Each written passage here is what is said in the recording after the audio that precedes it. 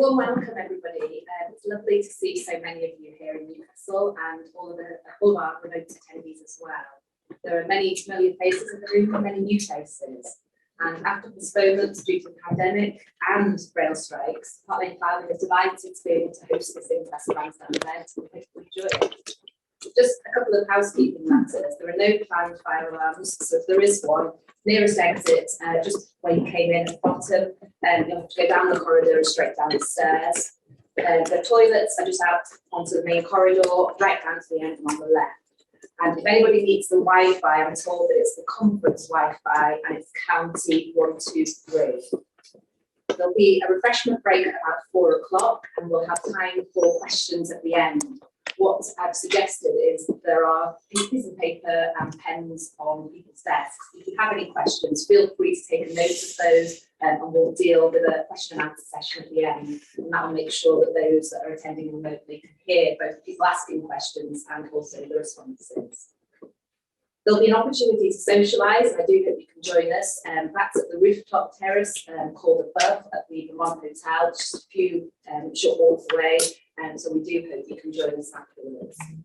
Now, I can see that some people have printed a downloadable delegate pack, but hopefully others have received the link and have been able to download that. It includes all of the PowerPoint presentations by the speakers today, so don't feel the need to be writing down especially all the case citations. It includes the PowerPoints as well as a case law update. Victoria at the front is able to help anybody if you've got any difficulties in downloading that pack, so feel free to ask her. So just beginning with some introductions. For those that don't know me, I'm Leila Ben Eunice, I'm head of the Specialist Inquest team at Park Lane Clouding, and I thought I'd just tell you a little bit about the work that we do. Our work includes representing all manner of interested persons in cases concerning deaths arising in a variety of circumstances and settings.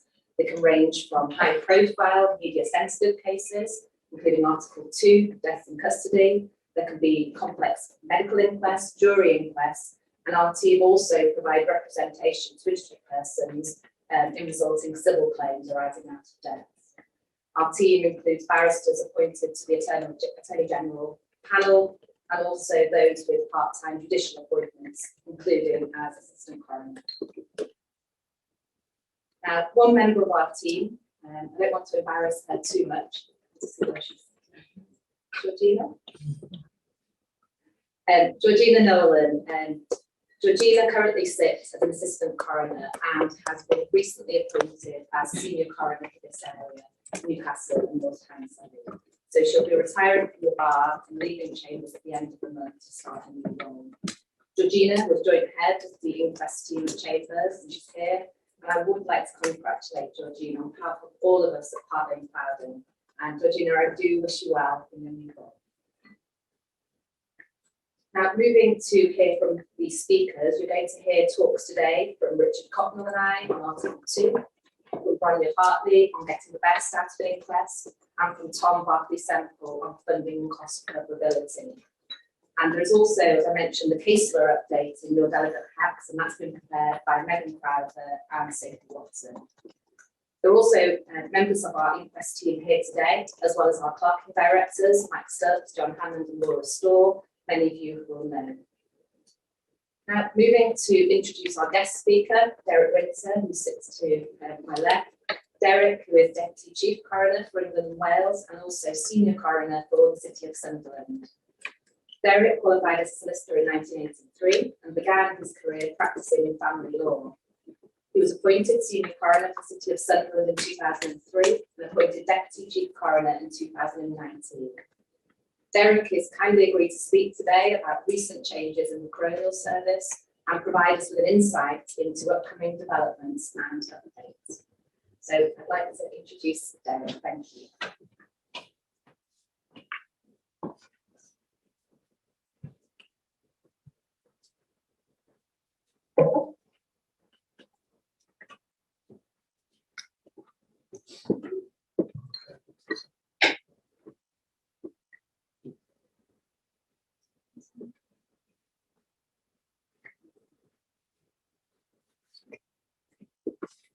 Thank you everyone for inviting me to your conference this afternoon.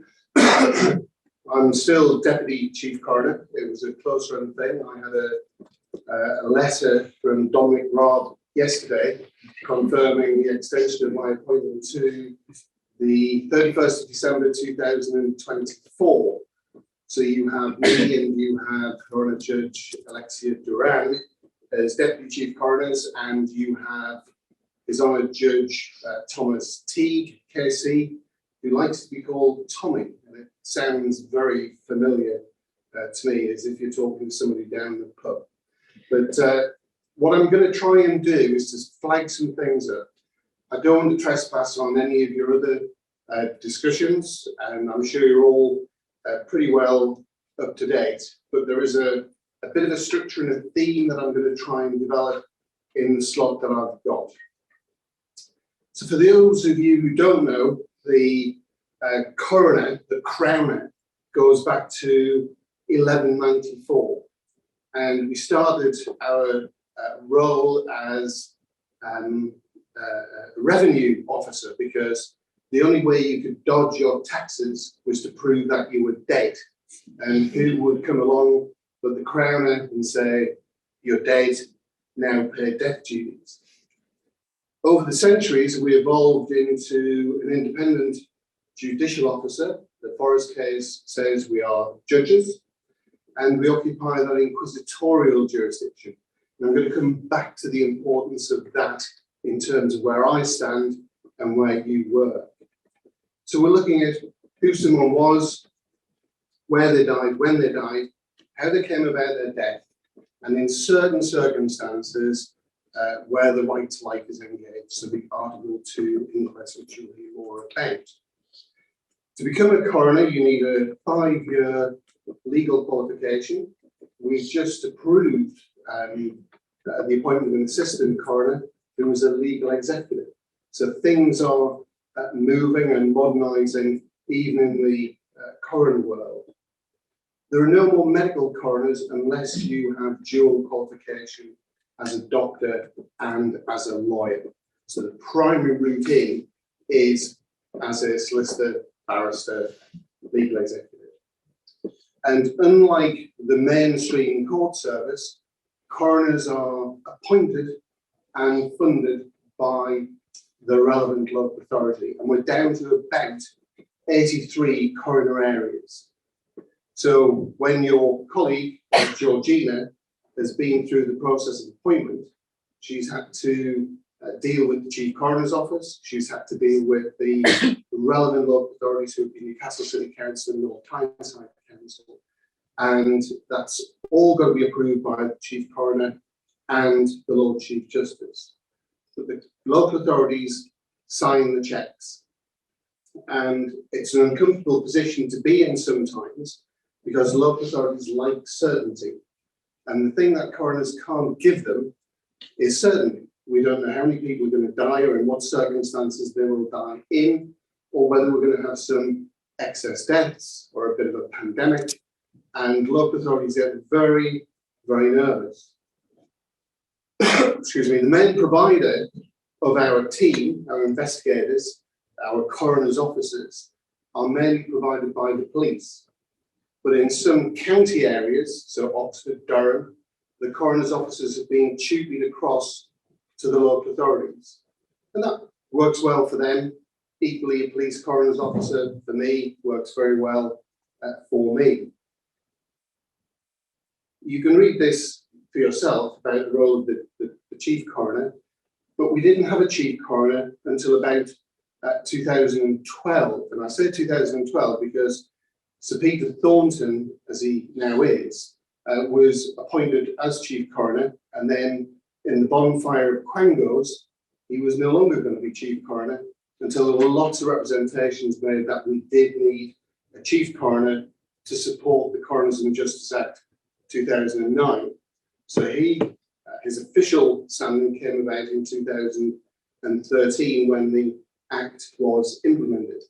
And his primary role, the primary role of the chief coroner, is to provide that leadership. And they have various other obligations, including providing a report to the Lord Chancellor every year about the state of the coroner service. The last 2 years' reports have not yet been laid before Parliament, but hopefully that will happen soon. And the Chief Coroner has tried a number of initiatives, as you well know, in terms of guidance, law sheets, trying to develop those as the law has changed. So when Morn was handed down by the Supreme Court, there was a lot of activities in the Chief Coroner's office to make sure that you, practitioners, coroners, had up-to-date information about the state of the law and what we thought it really meant. So we do try to move with events. The pandemic was a particularly challenging time for coroners, although it was a public health emergency and natural cause of death. Coroners got drawn into COVID deaths unwittingly because of our expertise in death management. Just so we can have a bit of audience participation this afternoon, how many people do you think are in the Chief Coroner's office? They're based at the Royal Courts of Justice. So apart from Tommy, Alex and me, who supports us? Any idea? Three? We do a little bit better than that, but not very much more. We have James Parkins, head of office, Anne-Marie, who's the deputy head. We have an assigned lawyer from the government legal department, Kathy. And then we have Zara, who's the chief's diary secretary and makes sure he's in the right place at the right time. And then Hannah and Dira, they deal with coroner recruitment exercises and they deal with prevent future death reports. And I'm going to spend a bit more time than you might have expected on PFDs today. Excuse me. So every year, a coroner has to do an annual return to the Ministry of Justice. In fact, we're due to send them in for the last calendar year in the next month or so. And the number crunchers will do their business and tell us what the state of the coroner world might be in.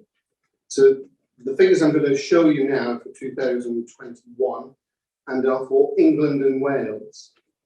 And you can see that in 2020, when the pandemic was around, 604,000 deaths registered in England and Wales, and slightly down last year. But those of you who've been following the news, we now have some further excess deaths creeping into the system, and that's going to take a little while to feed through.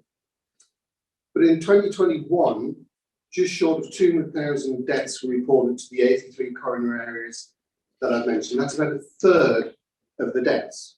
So coroners aren't seeing every death because the other 2/3 will be scrutinised by the medical examiner. So following on from the evil doings of Dr. Shipman, there was always going to be scrutiny of natural deaths. So medical examiners who are based in hospital trusts usually will scrutinise the wording of the certificate. They will check the last admission case notes, for example.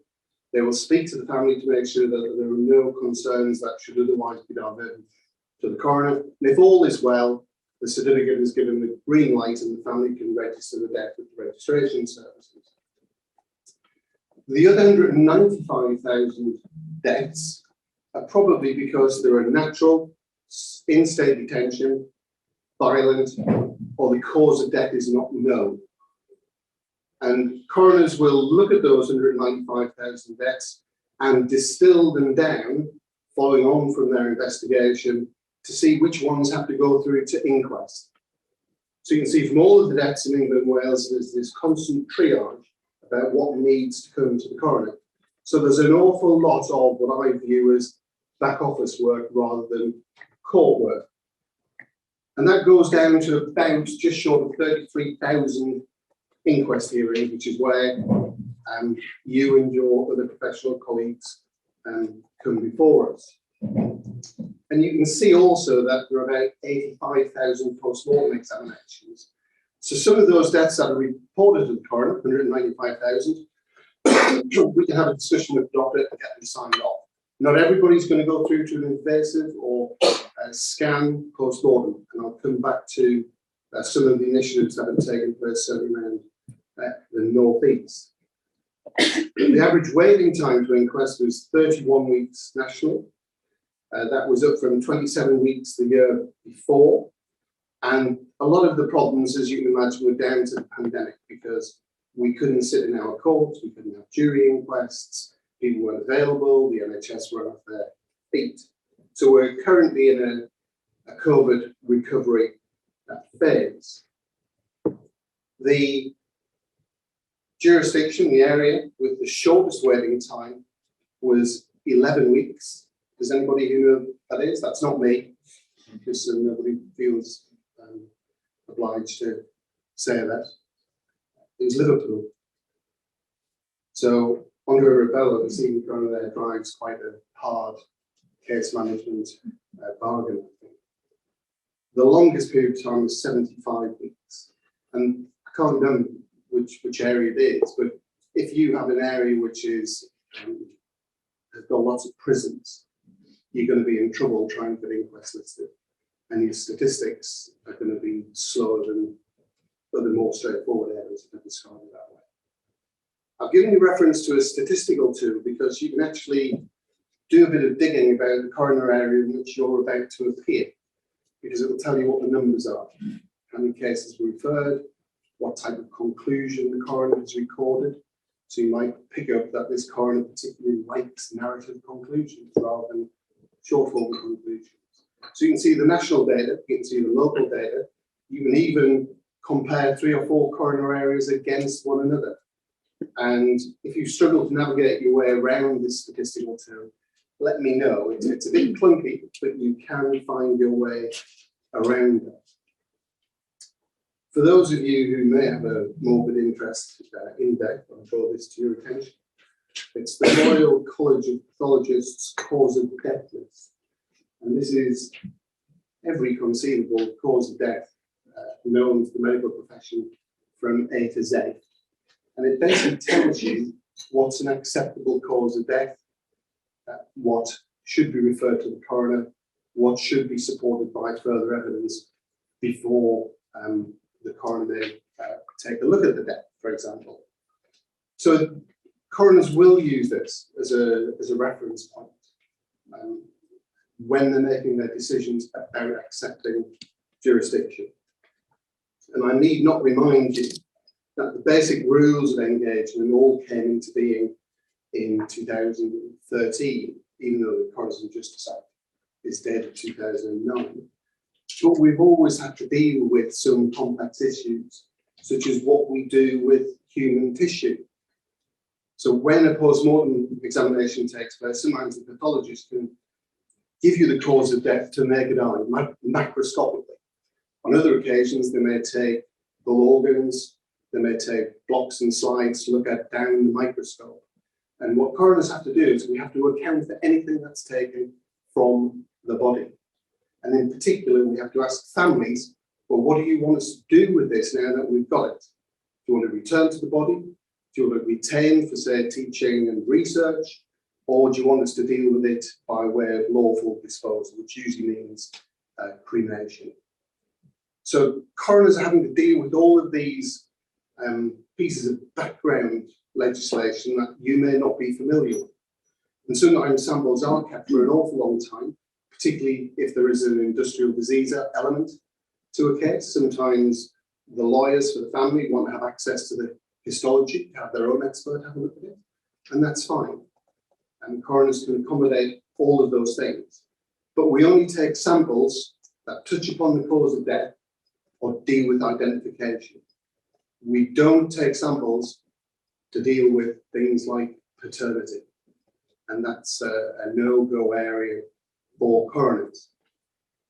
Now, up until 2019, most coroner areas had their own reporting criteria. It seems a bit bizarre, doesn't it? We don't have National Coroners Service. I'm not sure we will ever have one in the foreseeable future. So we have a locally resourced service led nationally with the Chief Coroner. And that does work. But what we did devise in 2019, I don't know if any of you are familiar with these, but we have the notification of deaths regulations. And what it means is if you're a doctor in Newcastle and you move to Plymouth, The same reporting criteria to the coroner in Newcastle will apply to Plymouth. So gone are the days where a coroner might say, well, I want all child deaths reported to me. That won't do.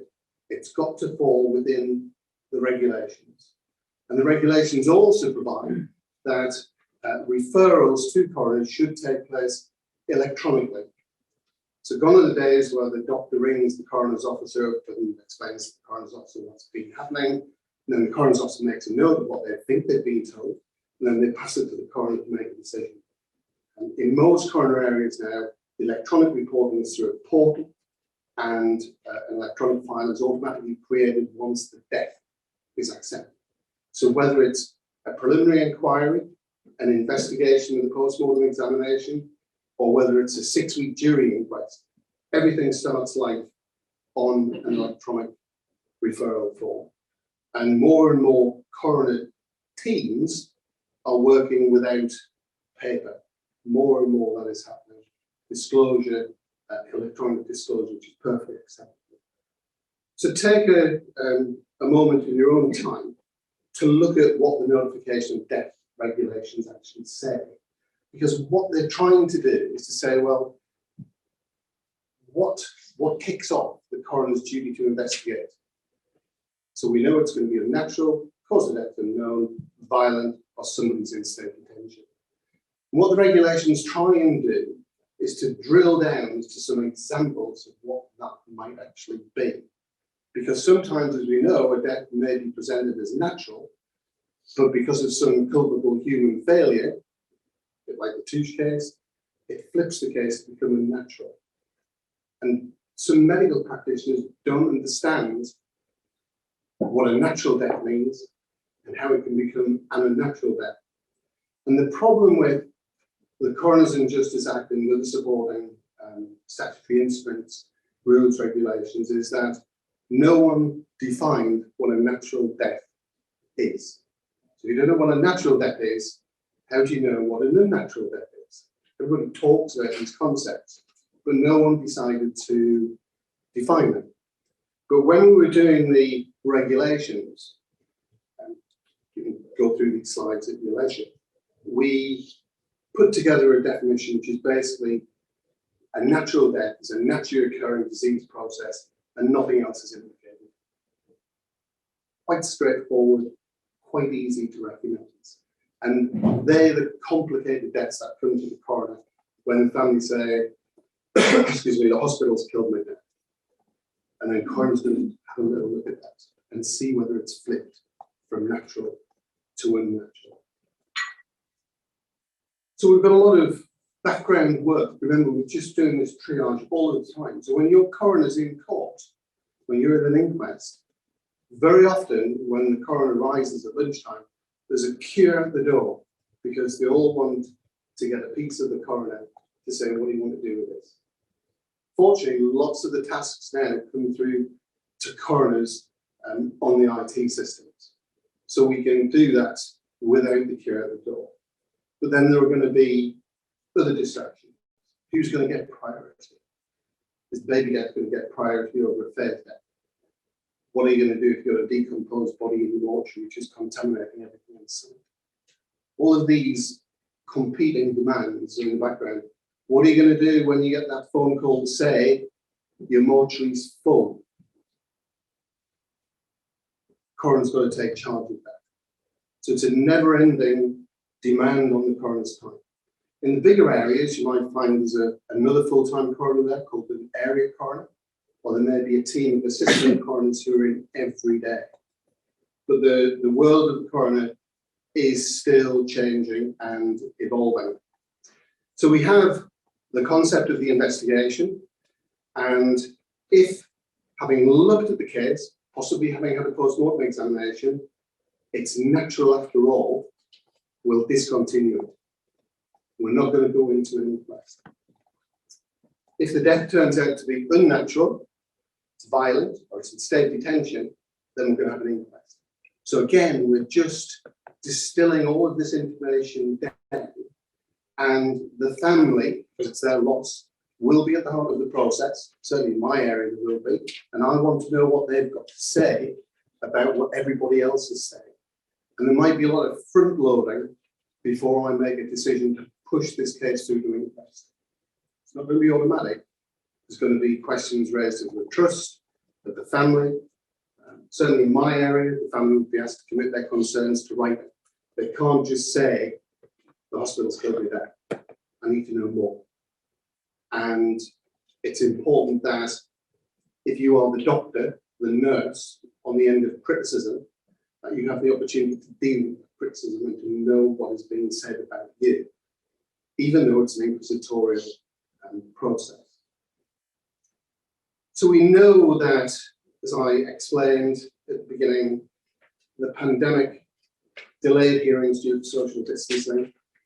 It led, as you probably realise from your own practice, a very rapid rollout of remote hearings. So the dreaded Teams, Zoom, that's a whole new area of industrial claim, as I see it, because people complain about Teams neck, Teams finger, Teams vision, and that's for another day. But we're in a recovery phase, or at least we hope we're in a recovery phase. One of the features of the Chief Coroner's report to Lord Chancellor is that the Chief Coroner will include some analysis about cases which are delayed over 12 months. We have to confess to the Chief Coroner if any of our cases have gone over the 12-month period. If there's justification because we're waiting for the Crown Court to deal with things or Health and Safety Executive, that's fine. But if you're sitting on your hands and not getting on with things, the Chief Coroner will be giving you a nudge in the right direction or asking, do you need some more resources? And the Chief Coroner will deal with the local authority or the police to encourage them to try and give you more resources.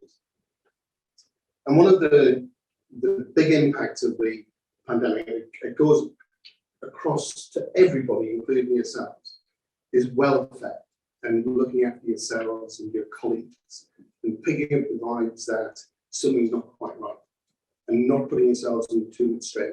You can only do what you can do with what you've got to do it with. And coroners will try to get things listed, but they will have resource constraints, they may have time constraints. We're encouraging coroners to take their leave because some of them just don't take their leave. They keep on this endless treadmill. And it goes for every walk of life. So the pandemic was one thing, but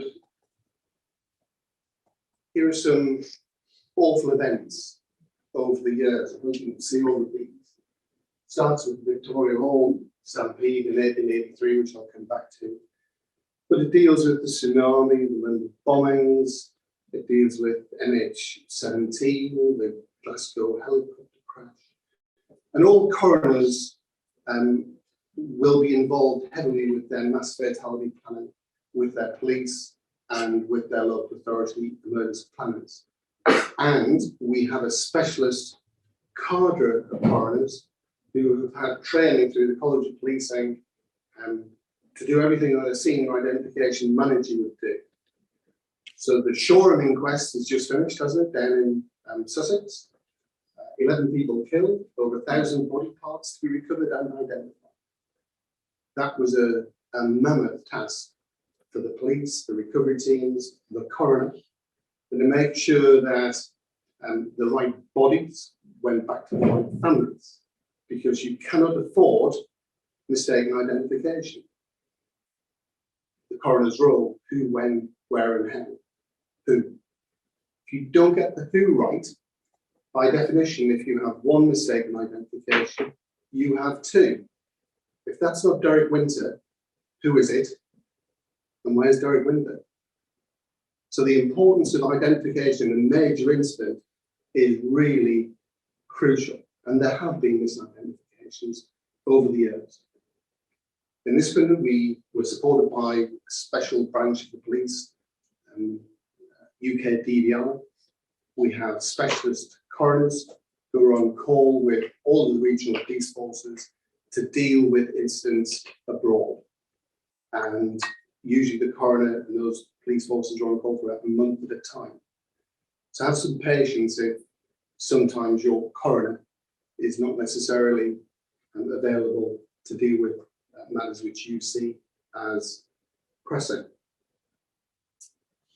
Now, all of these awful incidents led to either a big inquest or they were dealt with by a public inquiry. So you know that the Manchester Arena inquiry has just reported, and there's some interesting learning coming out of that for everybody involved in such an awful incident. But I'm going to take you back 140 years to the Victoria Hall disaster. The Victoria Hall disaster took place in Sunderland in 1883, when 183 children, 114 boys and 69 girls were killed in a stampede for prizes. Big old style theatre, probably about 2,000 children in the hall. There was a magician and he promised prizes to the children, and some of the prizes were being thrown out of the stalls. There was a distinct lack of adult supervision in the hall, and the children in the circle, who also felt grieved that all the children below were to get the prizes, ran down the stairs. And at the bottom of the stairs was a door, and it only opened inwards. And very sadly, all of these children died in that stampede. And a bit like some other major incidents, there were some misidentifications by the then Sunderland coroners. There were two. But within 23 days of that calamity, as I describe it, there was a jury inquest. A jury inquest 23 days after a major incident.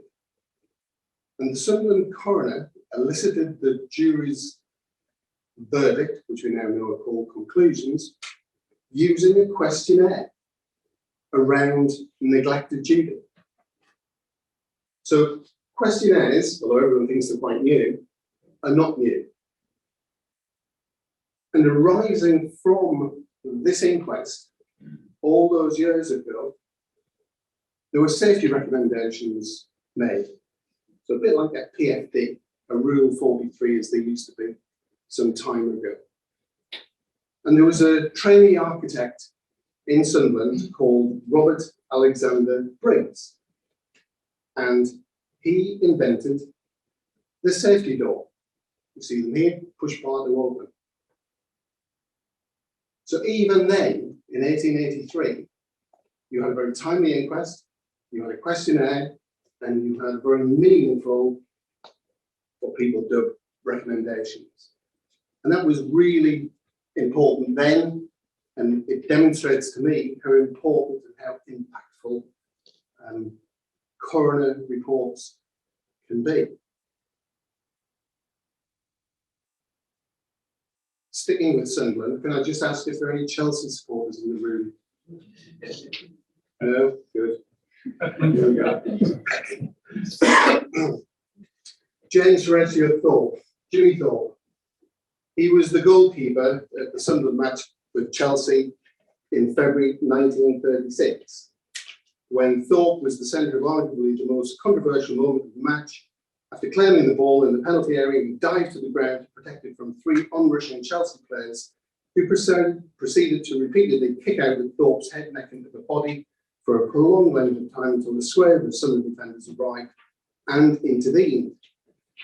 He died on the 5th of February 1936 from a diabetic coma because of that incident, linked to that incident.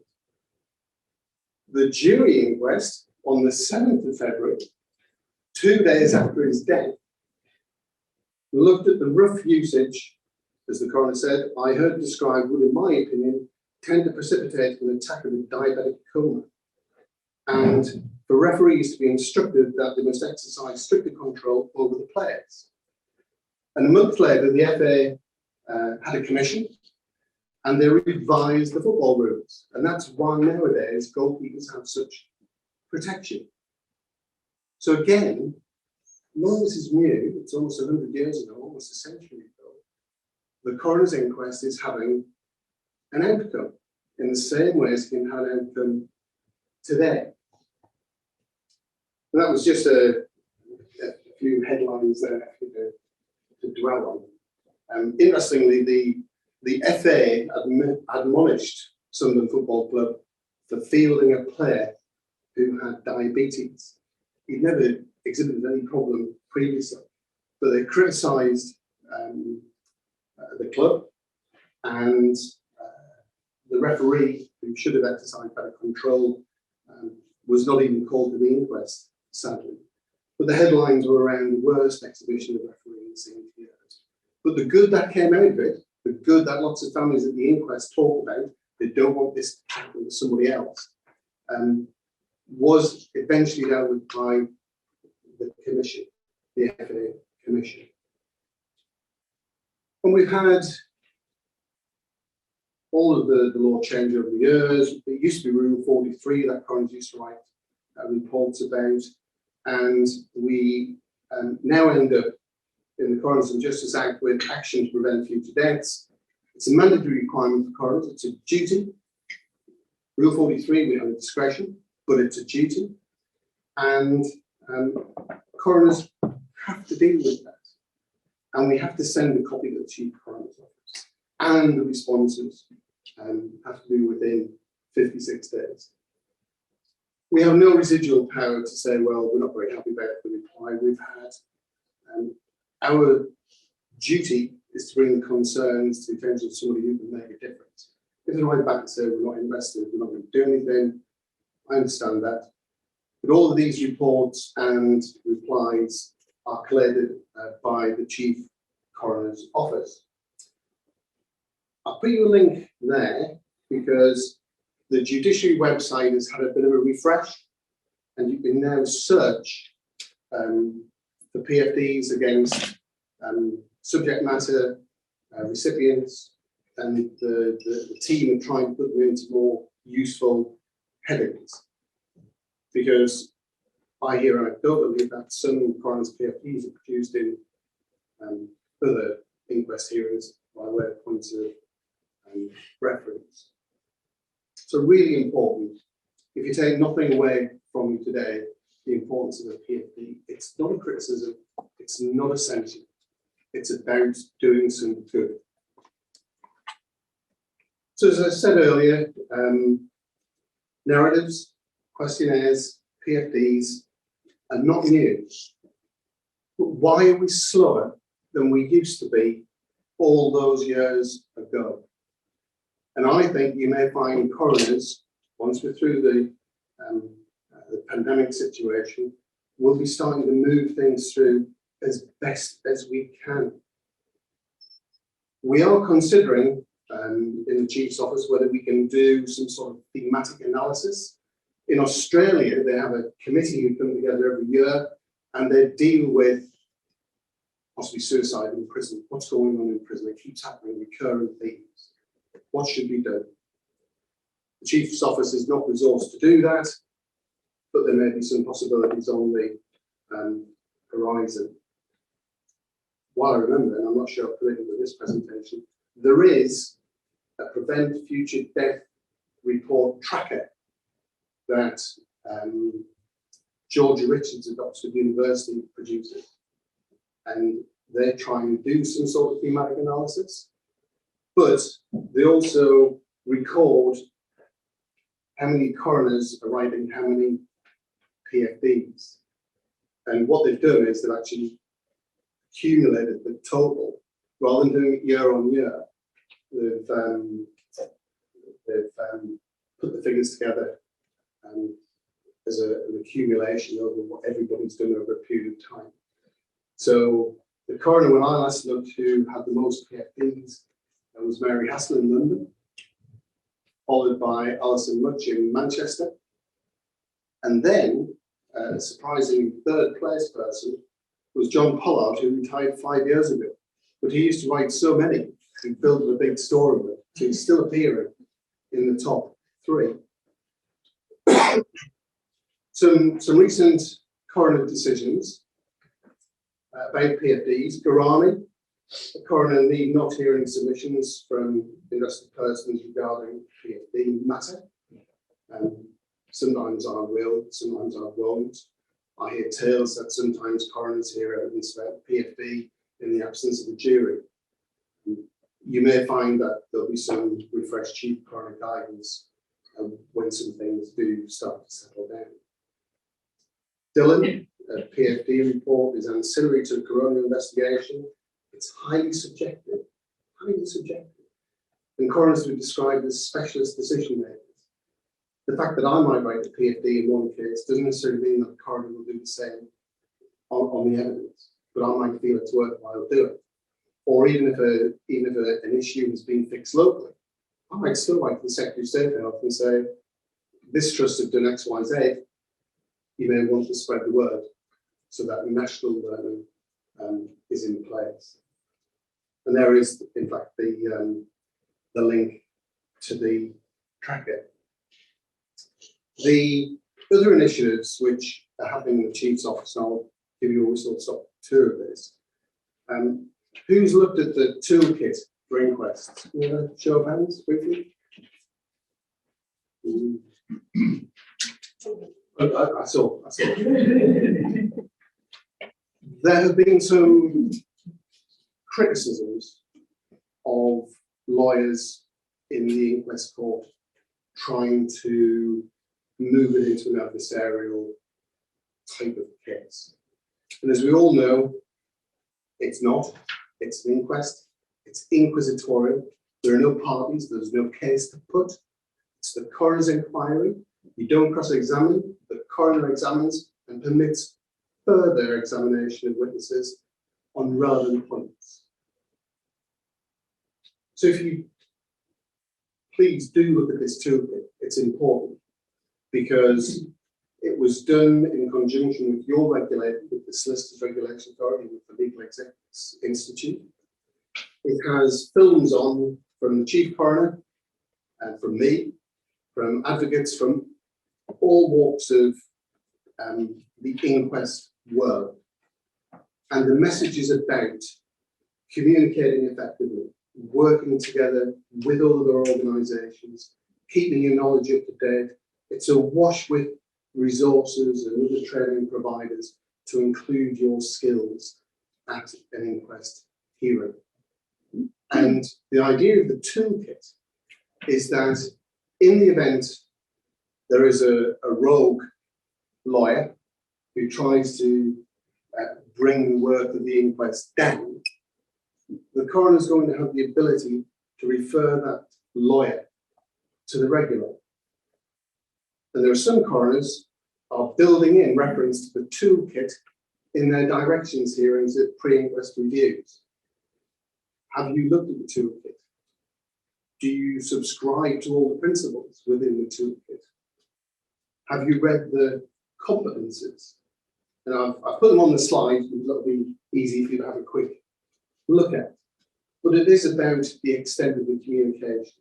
The government lawyers had already signed up to a protocol, which is at the back of the Ministry of Justice Guide for Coroner Services. But the toolkit was across the professional range, barristers, solicitors, legal executives. And I'll know if you watched the video because you'll see that I was wearing the wrong glasses when I did the video and my glasses kept slipping down my nose. But you'll see Tommy, the Chief Coroner,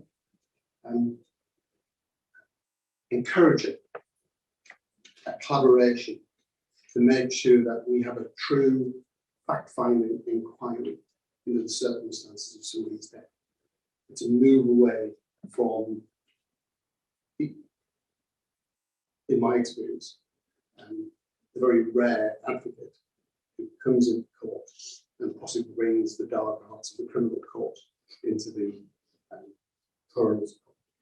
So it really is important, and I've been trying to get the regulators to get the message out there to you all to make sure that you can move this, because go around the country as you will find that the coroners who we are training on the toolkit will be pushing this more and more.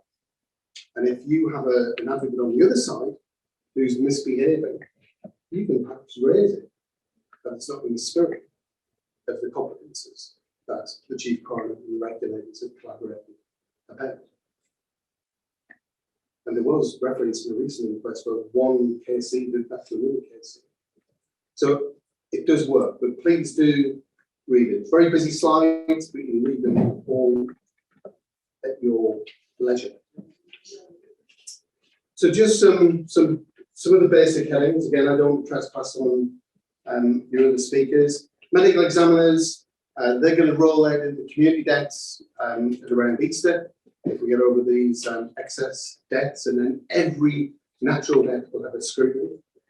The Chief Coroner's Office almost have ready a bench book, and that will be publicly available. It will be online, it will be refreshed, it will be kept up to date.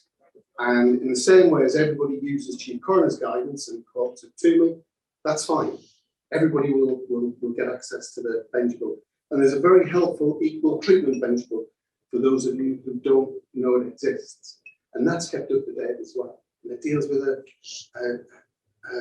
whole range of subjects about vulnerability, and it really is important that you understand what's out there. I hadn't realised, but the Foreign and Commonwealth Development Office have a taking of evidence unit. I don't know if you've heard of this one yet, but if somebody's giving evidence abroad by video link or Teams or Zoom, even if that person's British national, they've got to have the consent of the hosting country to do that. And it's quite a palaver, as you can imagine, to see what regime applies to each and every country if you're trying to take evidence from somebody within that country. And the way of establishing that is to contact the FCDO taking of evidence unit. And it doesn't just apply to coroner's courts, it applies across every jurisdiction. I've been involved with PISA, some of you may know more than I do, about what it means for coroners. And what I think it means is just my own view, is that it's great to do a thematic analysis of problems within, say, a hospital environment, within a clinical setting. But that might involve 5 patients, it might involve 3 deaths. But I'm only going to do 1 inquest. So I'm probably still going to need to have somebody to tell me what went on, either directly or as an overview. And if concerns have been identified, what's being done to address them and to train on them and to keep processes under review. So although SI, serious incident reports, will probably bite the dust in some shape or form and be replaced by PSERV, coroners are still going to want that evidence. The Health Service Safety Investigation Branch, I've done a few inquests with them now. We're just finding our feet in terms of doctors being given a safe space and what coroners can have access to and what we can't have access to. We'll just have to wait and see what happens there. There is an interesting bill in the House of Lords, the Coroner's Determination of Suicide Bill. I can't remember who the sponsoring peer is, but they started off saying that if a suicide is linked to gambling, then the coroner should record the fact on the record of the inquest. Well, that's beyond who, when, where, and how, isn't it? That starts to go to why. And if you're going to look at gambling, well, you're going to look at domestic abuse, you're going to look at veteran suicides, you're going to look at online safety. So all of these things are around. They haven't hit the statute book, but obviously the Chief Coroner's Officer involved, the jailer involved, and we've got to keep an eye on everything that's going on around us. Another random update for you. If any of you wish to become assistant coroners or area coroners, there is a workshop run through the Chief Coroner's Office that you can enrol onto. It's a Teams event, and there are various speakers telling you how to seek appointment. And it's very well subscribed. I think the last one we had 150 online. And it's important that we encourage recruitment and retention, and we get the full-time judges in the inquisitorial world for the future. So we're actively concerned with all of that. Case law, again, without trespassing on Article 2, the Teesside case of Dove, where the DWP were said to be implicated in somebody's death, and that was dismissed in the High Court. But I've heard that they've been given permission to appeal to the Court of Appeal, so it's not over yet. The Maguire judgment is awaited from the Supreme Court. The hearing took place before Christmas, so keep a weather eye on that.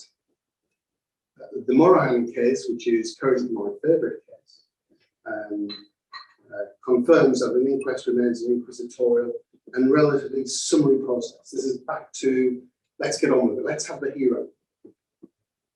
Let's do the swift hearing if we can and flush out the facts. So Morahan's an Article 2 case. I'm sure it will be dealt with in more detail. The implications of Morn have still not, in my view, been fully tested yet, especially on the lawful killing side of things. I think everybody was expecting suicide would be the balance of probabilities. And of course, that would mean that as statistics come through, you may see more conclusions of suicide because the standard of proof is lower. So the mental health services will be taking a keen interest on the rise in suicide. So it won't be linked to COVID, it'll be linked to the Morn death, the Morn case. The unlawful killing side of Morn does have implications. I think it has implications for medical practitioners in particular, and the arguments about the lawful killing that may come into the inquest process. And although I'm very keen on emphasising the inquisitorial nature of the inquest process, if you are somebody who is accused of something or whose professional livelihood may be at stake, then you are going to want to put up your account and to be candid with the court and to get representation around you in the same way as others who may have another view may want their representation. So although it's an inquisitorial process, there's nothing wrong with robust questions, but it's about the manner in which the questions are put, which is the key to the coroner's court. So I get all of that. Chief Coroner's guidance, this is having a general refresh and a bit of a spring clean. Some of the coroner guidance may be withdrawn as the bench book comes into the public domain, because the guidance will have less importance. But for example, it's I've just done a refresh on Chief Coroner guidance on organisation yet to be published. The disclosure guidance was drafted by me, including the disclosure undertaking about the need to confirm that you've given disclosure, and if somebody suspects you haven't given full disclosure, that they should say so, rather than on the morning of the hearing. So it's about encouraging that cooperation. Just so I've got some bragging rights before I leave. This is my new court. One of my new courts, I should emphasize. I've got two. And I've even got a jury room, it's got some kitchen and bathroom facilities. So I've done very well. It's full of kit that I can't work. I have on my desk, you can't see it on this one, I have a document camera which fires out a red dot onto my desk. And when I put paper under the red dot, it comes up with all the screens. So I've got to be careful about what I write about in particular, and that I only write kind things. So we try to move away from paper. And one of the things that I'm very keen on is if if somebody says they want the medical notes, that's fine, they can have the medical notes, but I'm not always going to copy them and come and inspect them. If they say they want them available in court, well, what page numbers do you want? I personally am not going to have 10 leverage files that will never see the light of day ever again, dumped onto everybody. It's got to have some relevance, and people give it some thought before they come into court. Very welcome to come and have a look at the court. I offer it to everybody for training. So we do paramedic training here. We do junior doctor training here. And if you wanted to make an arrangement for a small fee, we can accommodate it. All right, this is a quiz question. What does this mean? £96.80.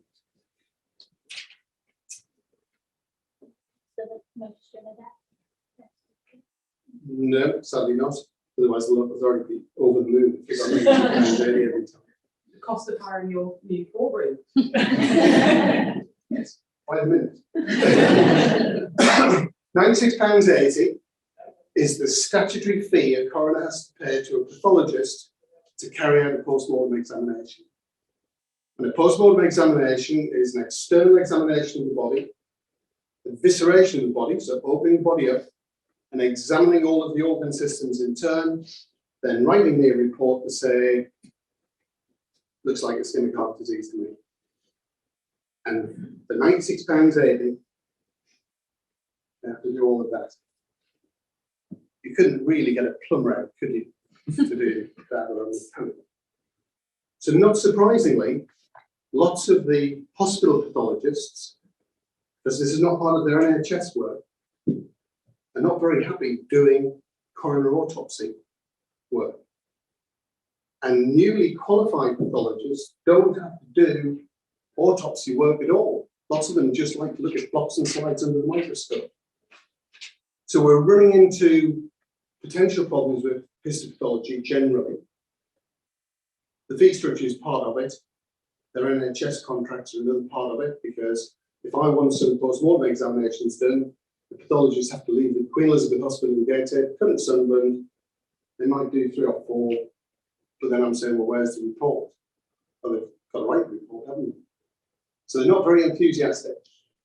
So things are going to have to change at some point. But this fee's been in place for a decade plus, and it's a source of complaint. What we have done in this region is we've set up a regional scanning centre. It's at the RBI, and in appropriate cases, I will ascertain the cause of death by way of a CT scan, and that will roll out over the months across every coroner jurisdiction, so that we meet the needs of everybody, not just our faith communities, that we can say, look, we can get the cause of death, or we think we can get the cause of death. And only if we need to carry out an invasive procedure will we do that. So coming to the end, there's some post-mortem examination slides there. Scanning is important. Second post-mortem examinations, there's guidance on that, on post-mortem examinations generally. Gone are the days where a defence lawyer can say, well, I've always had a defence PM. Why do you need one? The duty of the first pathologist is to the court. Why do you need one? What are you going to do? Why can't you do a desktop review? So you will find coroners pushing back about second PMs, and certainly on road traffic cases, because it's not usually the cause of death that you're interested in, it's the man who's driving. So coroners are looking at things in more detail, and rightly so, and asking more questions. So I've done a list of sort of questions for you to have a look at when coroners are looking at investigations. What are we looking at? What more do we need? And what can we get our hands on? Do we need the ambulance transcripts? Do we need the recordings? Should you have a look at somebody's telephone or laptop, see what's been going on, what have they been looking at? Have been researching suicide, for example. And if you remember the conclusion, what used to be called the verdict, we've got to steer away from civil liability or criminal liability on the part of an named person. Doesn't stop me recording a lawful killing. I just can't say so-and-so was unlawfully killed by Derek Winter. you've got to be careful that you keep to the fact finding. And you all know the short form conclusions that are available, and narratives are very popular, I think, especially with the clinical type of death. So the recognised complication of an emergency surgical procedure doesn't breach the rules on narratives, which have to be brief and neutral. It just means that you're capturing the words, what went on, in a very succinct manner. And everything's on the balance of probability. Finally, some other work. Coroners don't consent to organ donation. So sadly, as I drove back from training yesterday, I had a call from the on-call coroner's officer, and somebody was about to die. It was no natural death. The family wanted organ donation, but the rules were make sure it's not going to interfere with the coroner's investigation. And I was very comfortable giving complete consent to organ donation, so that some good can come out of something so awful. Mass fatalities, we have plans in place. Bodies repatriated from abroad will come under the scrutiny of a coroner, whether natural or unnatural. We deal with a lot of safeguarding issues, vulnerable adults in particular. Stillbirths is still around. We don't deal with stillbirths currently, but there's a bill in Parliament. I don't know what stage it's at, but it's for late-term stillbirths to be scrutinised by a coroner. So that may come into fruition at some point. And then finally, we have this this residual jurisdiction, going back to 1104, over treasure. So I'm the senior coroner for the City of Sunderland, been in that position since 2003. How many treasure inquests have I done in Sunderland? Well, let's have it. None. 0. There is no treasure in Sunderland. There's not a thing. Durham's got treasure, North, Suffolk, Staffordshire Hall, they've all got treasure, not in Sunderland. The Liverpool coroners are doing treasure on. So, anyway, there's some listed resources there, including the toolkit. Please look at the toolkit.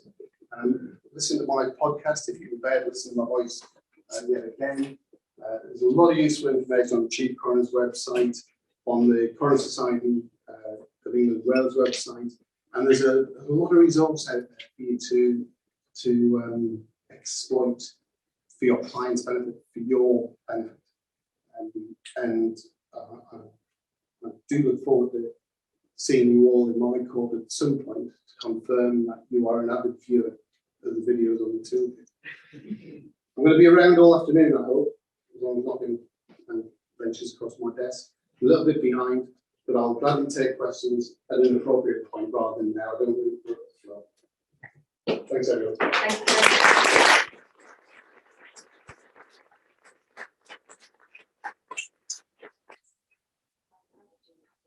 I don't know. Well, events might be fresh in your mind. Yes, what I'll probably do is just repeat the questions so those that are online can hear it. If you do have any questions for Derek now, it might be sensible given the topics are different and you may have to remember those or does anybody have any questions?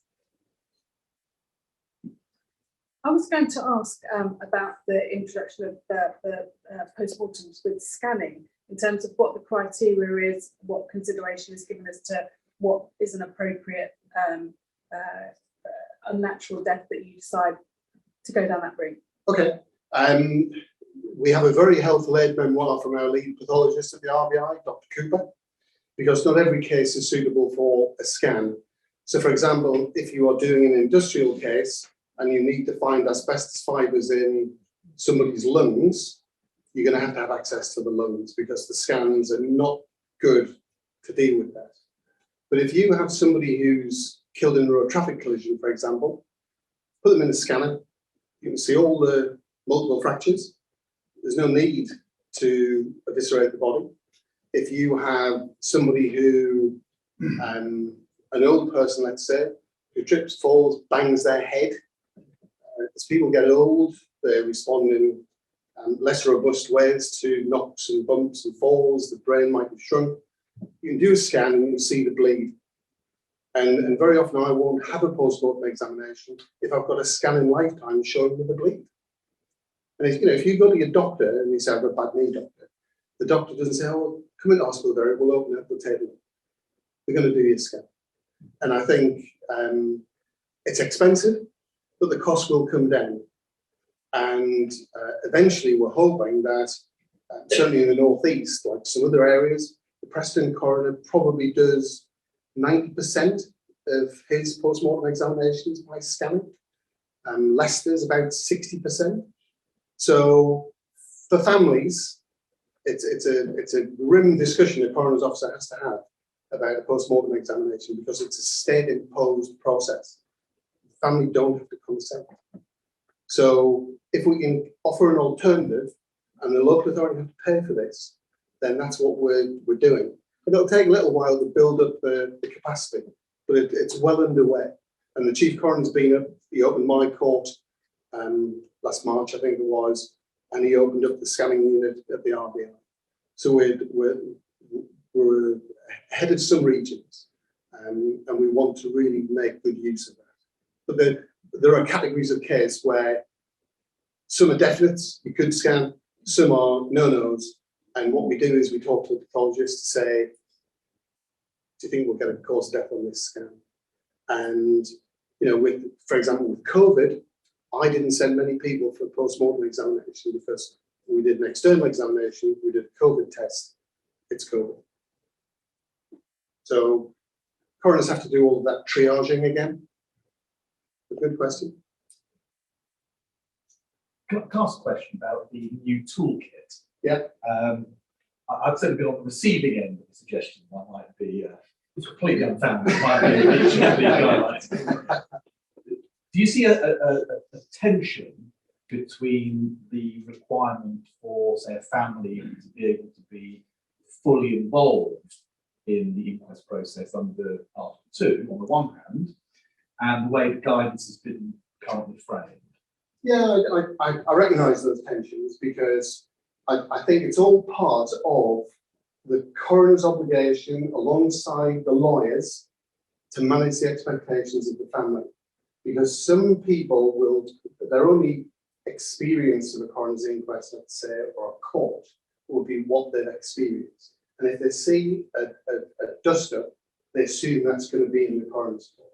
So I think barristers, solicitors, legal executives do have an obligation to say to families, this is what the coroner can do, what they can't do.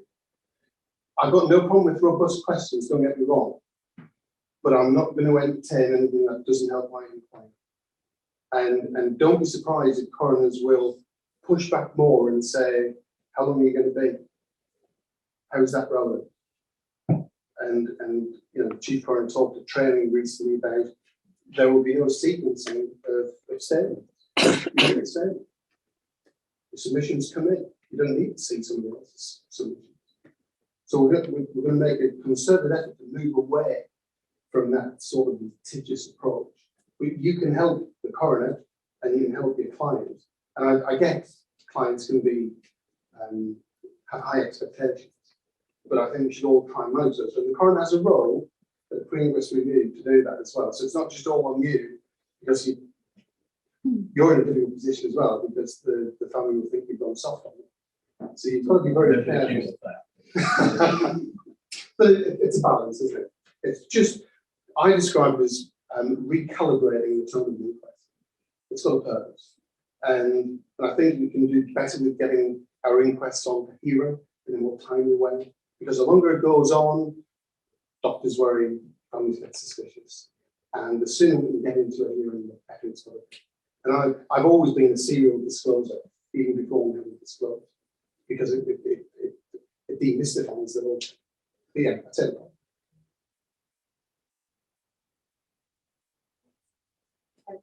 Eric, thank you very much for the lecture. Thank you also for being around and joining for the rest of the session. If anybody does have any additional questions, as I said, we'll take those at the end, so feel free to take a note. I'm going to hand over to Richard to begin the talk on Article 2. It's a joint talk that we've done, and Richard will start by dealing with some of the general principles. We're conscious that Article 2 is a hot topic, a difficult topic, and those of us that practice in this area and also sit in this area, often have to grapple with, look back at the law and go back to basic principles. So hopefully this will be of some assistance to all of you in the room.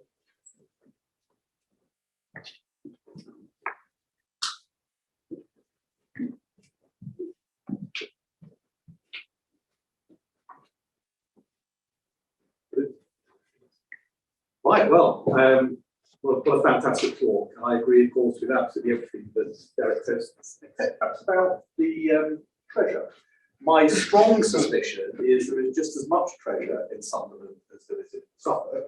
Just the people of Sunderland are canny enough that when they find some treasure, they take it to the pawn shop rather than taking it to the coroner. All right, let's get a feel for sort of who we've got in the room. Can we just have some hands up? First of all, everyone who considers themselves to be a litigator. I imagine all the barristers, all the solicitors, all the legal executives. Hand probably up. All right. Keep your hand up if you've had any meaningful training about human rights in the course of your legal education. Right. It's not very many, is it? And finally, put your hand up if you're a recently appointed coroner who's regretting her choices, having heard from Derek. All right. Article 2 is hugely important because it seems to me that alongside the structural changes that Derek's explained, there has been a big change in the substantive law. And I think the two things have gone hand in hand, and one has pushed the other and vice versa. And I'm afraid so long enough in the two, I've been doing inquests now for 30 years. And I've seen the arc of change. When I started, the Human Rights Act was not yet in force. I've seen it come into force, I've seen it develop, and I've seen, perhaps you've a bit of a pushback actually in recent times about the effect it is having. But on any view, it's had a very, very significant effect on the reality of inquest work. And as Layla said, we divide up, but I'm going to start with a bit of an introduction, tell you a bit about what Article 2 is, how it interacts with and has affected inquests, essentially bringing us over the last 30 years to broadly where we are now. And then Layla's going to pick up some very recent changes and developments, particularly in relation to deaths in a clinical context and more widely other contexts which don't involve state detention. So I'm going to start with a short history lesson, if you'll forgive me. You all recognise that as a World War II extermination camp. I put that not to shock everyone, but that is the history of human rights. The European Convention on Human Rights was the reaction of European countries to the atrocities in the Second World War, and first proposed by Churchill, and the convention was largely drafted by English lawyers, and it was signed in 1950 and came into force, I think, 2 or 3 years later. It's nothing to do with the European Union. There are, I think, 47 signatories who are the members of the European Council, and it sets out a series of rights and freedoms. On the face of it, it has nothing to do with inquests. And certainly as a common lawyer reading the text of the convention, particularly Article 2, no one would guess where we would end up 70 years later. But the courts over those 70 years have developed principles, and in the way that European law works, they've taken a purposive approach. So unlike the approach we have in the UK, where courts are trying to look at the intention of Parliament at the time that the legislation was drafted, that's not the approach that's taken by the European Court of Human Rights. What it tries to do is apply the principles that were set out in 1950 to modern circumstances. And as a result, we now have a very significant body of case law telling us what those articles mean, even though we couldn't possibly have guessed that from looking at the text themselves. And part of what we're going to do is to talk you through how those developments happen and where we've got to. So that's Article 2, the right to life. Everyone's right to life should be protected by law. Essentially, what the draftspeople were aiming at was to ensure that there should be appropriate legal framework, which meant the taking of life would not be permitted. I won't give you all of Article 2, it goes on to deal with effectively state executions should only be allowed if they follow from a decision of a court in accordance with law. But what the draftspeople were trying to deal with were the sort of summary executions that they had seen during the course of the war. Nothing, as I say, on the face of it, which would indicate it ought to affect inquests. So that was the draft in the 50s. And until the late 90s, if you wanted to enforce any rights under the convention, you had to effectively exhaust all of your domestic remedies, up to and including the House of Lords then was, before you were then able to go on to the European Court in Strasbourg. Needless to say, that was not something that most litigants could do or did do. And so there were very few cases involving the kind of work that any of us in this room do, where human rights legislation, human rights convention played a part. That all changed in October 2000, when the Human Rights Act 1998 came into force. And some of you will remember that. It was one of New Labour's flagship changes. And the consequence of that was that the rights that were enshrined in the convention could, for the first time, be pursued and enforced in domestic courts. So you could, for the first time in your county court personal injury case, start to plead and claim damages for breaches of Article 2. So, who owes the duty? The duty is owned essentially by the state. It's not owned by private individuals. So it's the state and what are called public authorities. So obvious things like central government, local government, the army, the police, the NHS, care homes that are providing care to those who are there on public funding, although it needed Parliament to step in and impose that. But essentially, these are rights owed by the state in all its forms. So typically, it will affect the kind of work we're doing if you have a death in custody, so police custody, prison custody, immigration detention, deaths in NHS hospitals, say deaths in care homes for publicly funded clients, and various others. I've had those involving the Highways Agency, various other government quangos, and the like. So quite a wide range of deaths that we might encounter in this room involving state agencies, the right is potentially owed.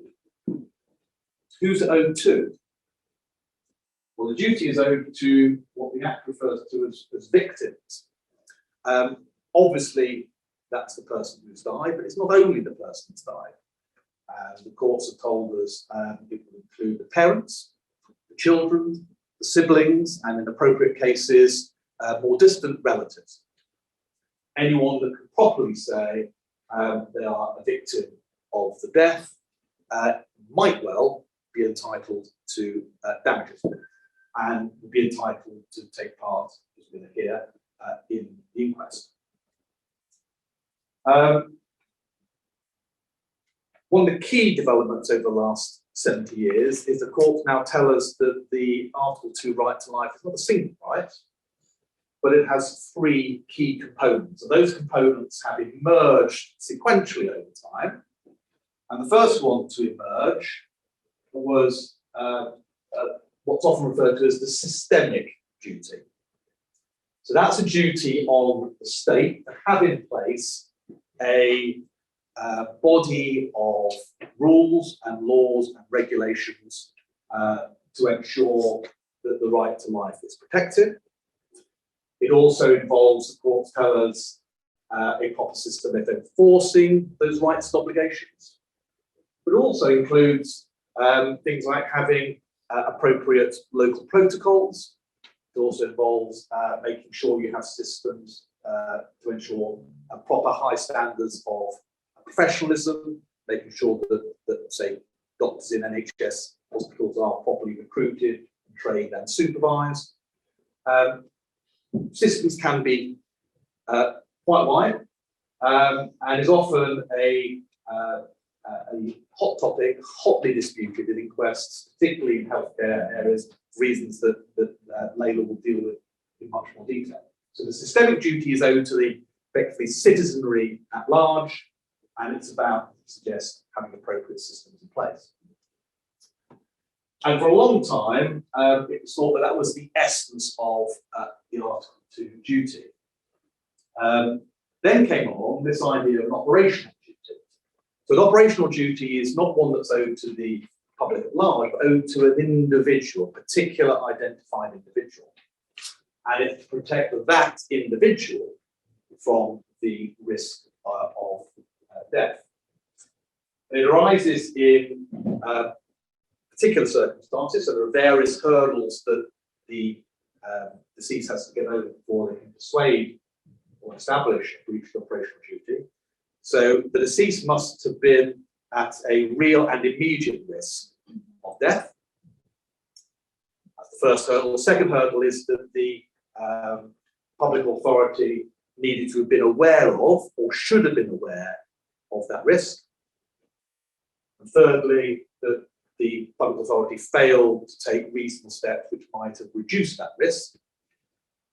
And finally, that failure might have made a difference. Those are all hurdles that one has to get across before establishing breach of operational duty. In the context of inquests, this is particularly important, or comes up very often with deaths in custody, where, for example, you might have a suicidal prisoner. He's complaining to the prison authorities that he is suicidal, and it's perhaps said that he wasn't properly supervised and takes his own life. In those circumstances, there may well be a breach of operational duty. So those are the first two. Those are the substantive duties under Article 2. The third strand is an investigatory duty, and that's the most recent of developments. And what the court is essentially saying is that unless each state has in place an appropriate system for investigating possible breach of duty, then those duties perhaps don't have any substance in practice. In other words, if there can be breaches, they're not discovered, you might as well not have a duty in the first place. So this is often described as a parasitic duty. It arises only in circumstances where there is a genuine reason to believe that there may have been a breach of either the operational or systemic duty. And it's this investigatory duty which brings us into inquests. And the way it comes in is this, that, as I said, October 2000, the Human Rights Act comes in. In 2004, a case called Middleton gets to the House of Lords, and the House of Lords say this investigatory duty under Article 2 is normally going to be discharged through an inquest. And that's the moment at which Article 2 is inserted into the inquisitorial process. There may be other circumstances, there might be a public inquiry, there might be a criminal trial, but by and large, for most deaths, the state will discharge its investigatory duty by having an inquest. But at the time, the scope of inquests was very narrow indeed, and it really, suggested, was was limited to who, when, where, and how. But the how was very narrowly drawn, and it was really the means by which someone came by their death. And what the House of Lords said was that, well, we can actually discharge this investigatory duty by widening out the by what means to include in what circumstances. And it's quite a short passage, and it's not very many words, but it utterly revolutionised the reality of inquests. So, whereas a death in custody might have very easily answered the question, how? Well, he hanged himself. And it doesn't take very much evidence, and it's not controversial evidence to come to that conclusion. So death in custody were often dealt with in, a day or two. Once you get to the not just by what means, but in what circumstances, and start asking yourself, has there been a breach of, let's say, the operational duty? You have to ask yourself a lot more questions, much wider questions. What did the prison service know about the risk? What was the risk? What should they have known? What did they do? What should they have done? Did it make any difference? These are suddenly questions which Article 2 is inserting into the inquisitorial process.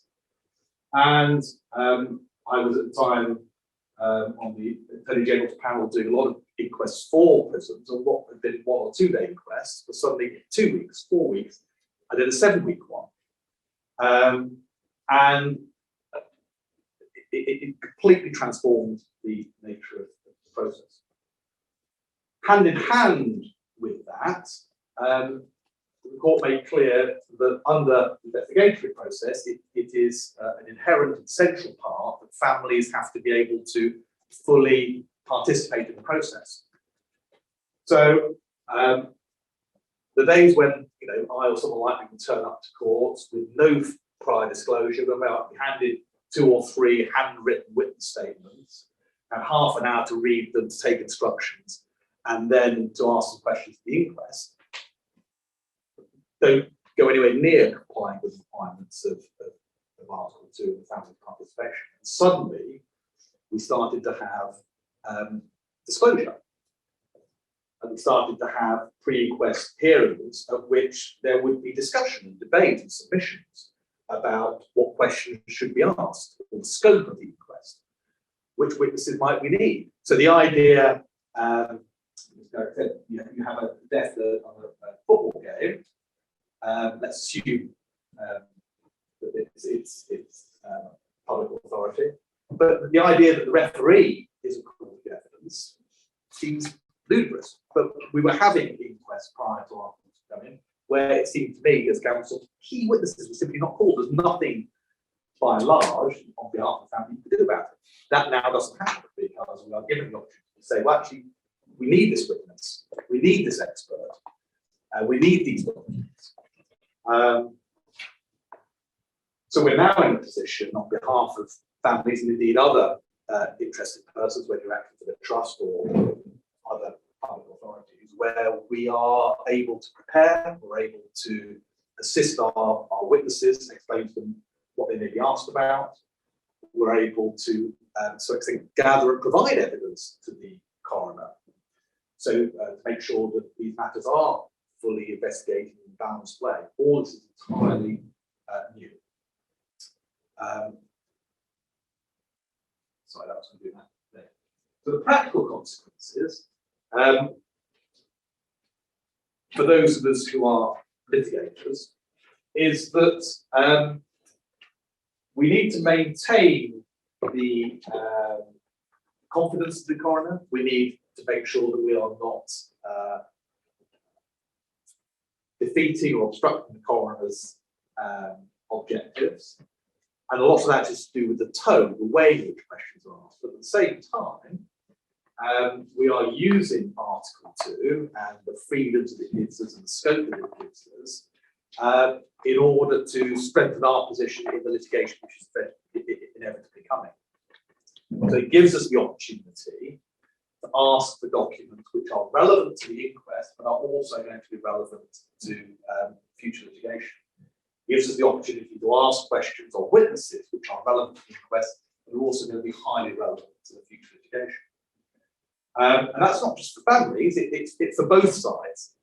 The fact that we get to the end of an inquest process at a time when nobody has set out the nature of their case, nobody has drafted pleadings, but we've been able to explore the factual circumstances, much as in the American system you have you have deposition, which we don't have here.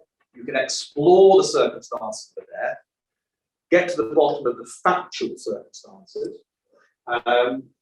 Everybody knows broadly what happened, and once you actually know what happened, deciding amongst us about whether there is a claim and what it's worth becomes much easier. And that's the huge practical change that's happened with Article 2 and inquests. Two recent-ish developments in relation to that, one less recent. The first is that all of that good practice that has come with Article 2 has in truth bled into and influenced good practice in all areas. So in all inquests now, we are getting proper disclosure. In all inquests, we are now getting pre-inquest reviews. And indeed, the Court of Appeal is telling us that there really shouldn't be any material difference between Article 2 and non-Article 2 cases. Quite sure that's how it works or is going to work, but the reality is that Article 2 has been a major driver in revolutionising the coroner process in the way that Derek's highlighted.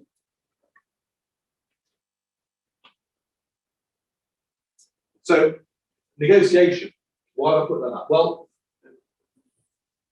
the reality is that, as I say, when you get to the end of the inquest, you will be armed on both sides with factual basis, but you've also got a sense of how are the witnesses going to perform.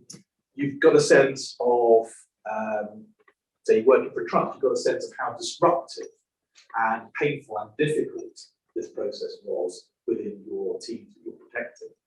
You're going to ask yourself, well, hang on a minute, how's this going to go if it goes to trial? Well, you can be pretty confident that your witnesses are going to give the same answers at trial as they gave to those questions in the course of the inquest. You're going to be reasonably confident that the witnesses that perform well at the inquest perform well at the trial, those that perform badly at the inquest perform badly at the trial. It gives you a much better feel as a litigator for the strengths and weaknesses in your case.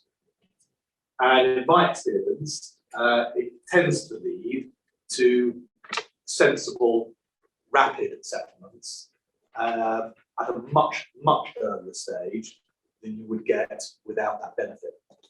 And I think that's probably the single biggest advantage that Article 2 coming into inquests has given us as litigators.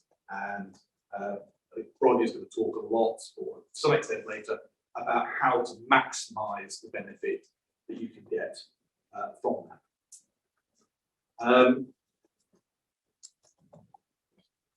Layla's going to go on and talk now about some specific consequences in the healthcare field, where there have been a lot of developments recently that I think a lot of us in the industry are particularly concerned with. And that's all I've got to say for the moment, but we'll be taking questions afterwards, and I shall hand over to Layla now.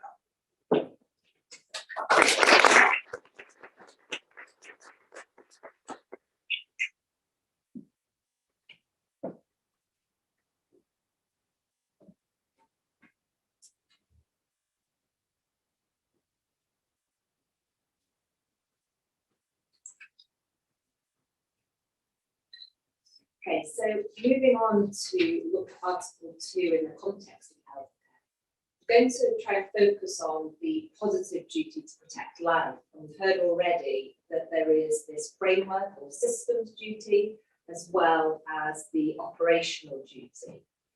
Now, when Article 2 is invoked to allege an inadequate provision of healthcare by the state, there will be some that would say that recent authorities, both from Strasbourg and domestic appellate courts, would maybe suggest quite a restrictive approach.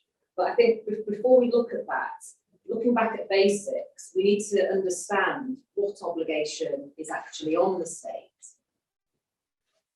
Now, the decision in Fernandez and Oliveira in Portugal, it was firstly by the fourth section of the European Court of Human Rights back in 2017, and then in fact went to the Grand Chamber in 2019, and that was following a referral at the government's request. And that really does provide us some guidance. Now, just to give some facts of the case to put it in context, in this case, the applicant's son had a history of mental disorder and spent several periods in psychiatric hospital. He sadly completed suicide by jumping in front of a train during a period of voluntary admission to the hospital. And that happened when he managed to leave the hospital premises. So it's one of the start of the series of cases I'll talk about of voluntary detention. The applicant complained that the authorities had failed to protect the life of her son and were responsible for his death, and that was specifically in violation of Article 2. And I think looking at the judgment both in 2017 and in 2019, it's quite helpful to understand the really starting point in the context.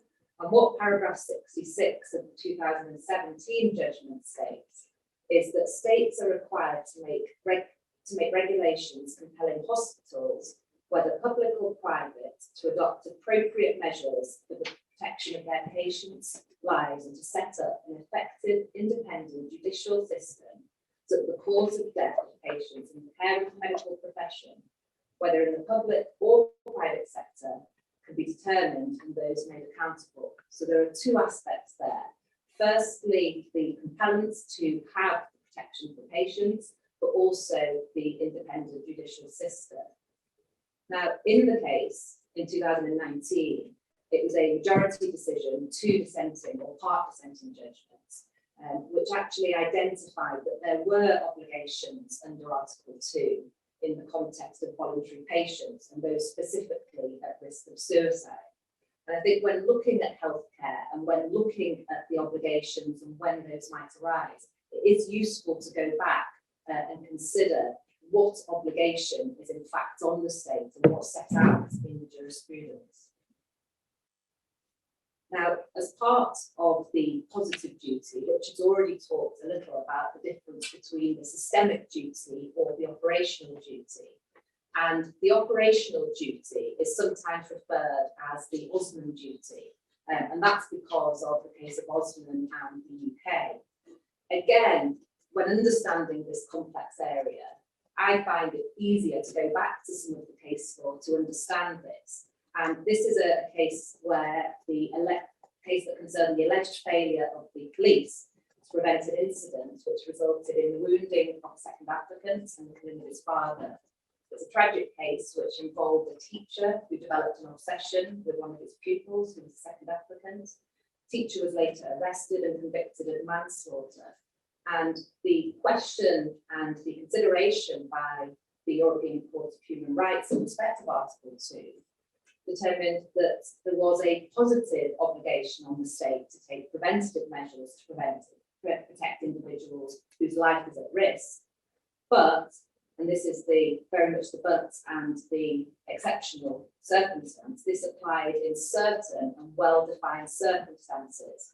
And that is when the authorities knew or ought to have known about a real and immediate risk to the life of an individual. So that's really the starting point that I felt was necessary to understand and then unpick some of the later cases when can Article 2 be engaged in the healthcare context. And it is very much in exceptional circumstances. And those of you that practice in this area will be aware of 2 key cases. Firstly, from Strasbourg, the case of Lopez de Souza, and secondly, the case of Parkinson, both 2018 cases. And I think it's useful to hear a little bit about Parkinson, and I'll start with the facts there. In 2011, Mrs. Parkinson died at the A&E department of the hospital. She was aged 91. she'd been taken to hospital by her son, and she'd been assessed and triaged by a nurse and a doctor. They both found that she was dying, but there was no useful treatment that could be given, and in fact, she was in the last moments of her life. It was determined by the doctor that there wasn't anything that could be done, anything that was beneficial. However, her son became irate. He wished for her to be treated. In fact, attempted to perform mouth-to-mouth resuscitation himself, despite medical advice given. Sadly, she deteriorated. That was rapid, and she died shortly after arriving at hospital. Now, at inquest, it was determined that Article 2 did not apply in this case. And this was a case that went to the divisional court, judicial review was sought, and the decision, which included the then Chief Coroner, Examiner Judge Luke Atkins Counsel, dismissed all grounds. And it's a very helpful recite of the law that was given in the judgment. It was an opportunity that I think was taken to restate the law on Article 2.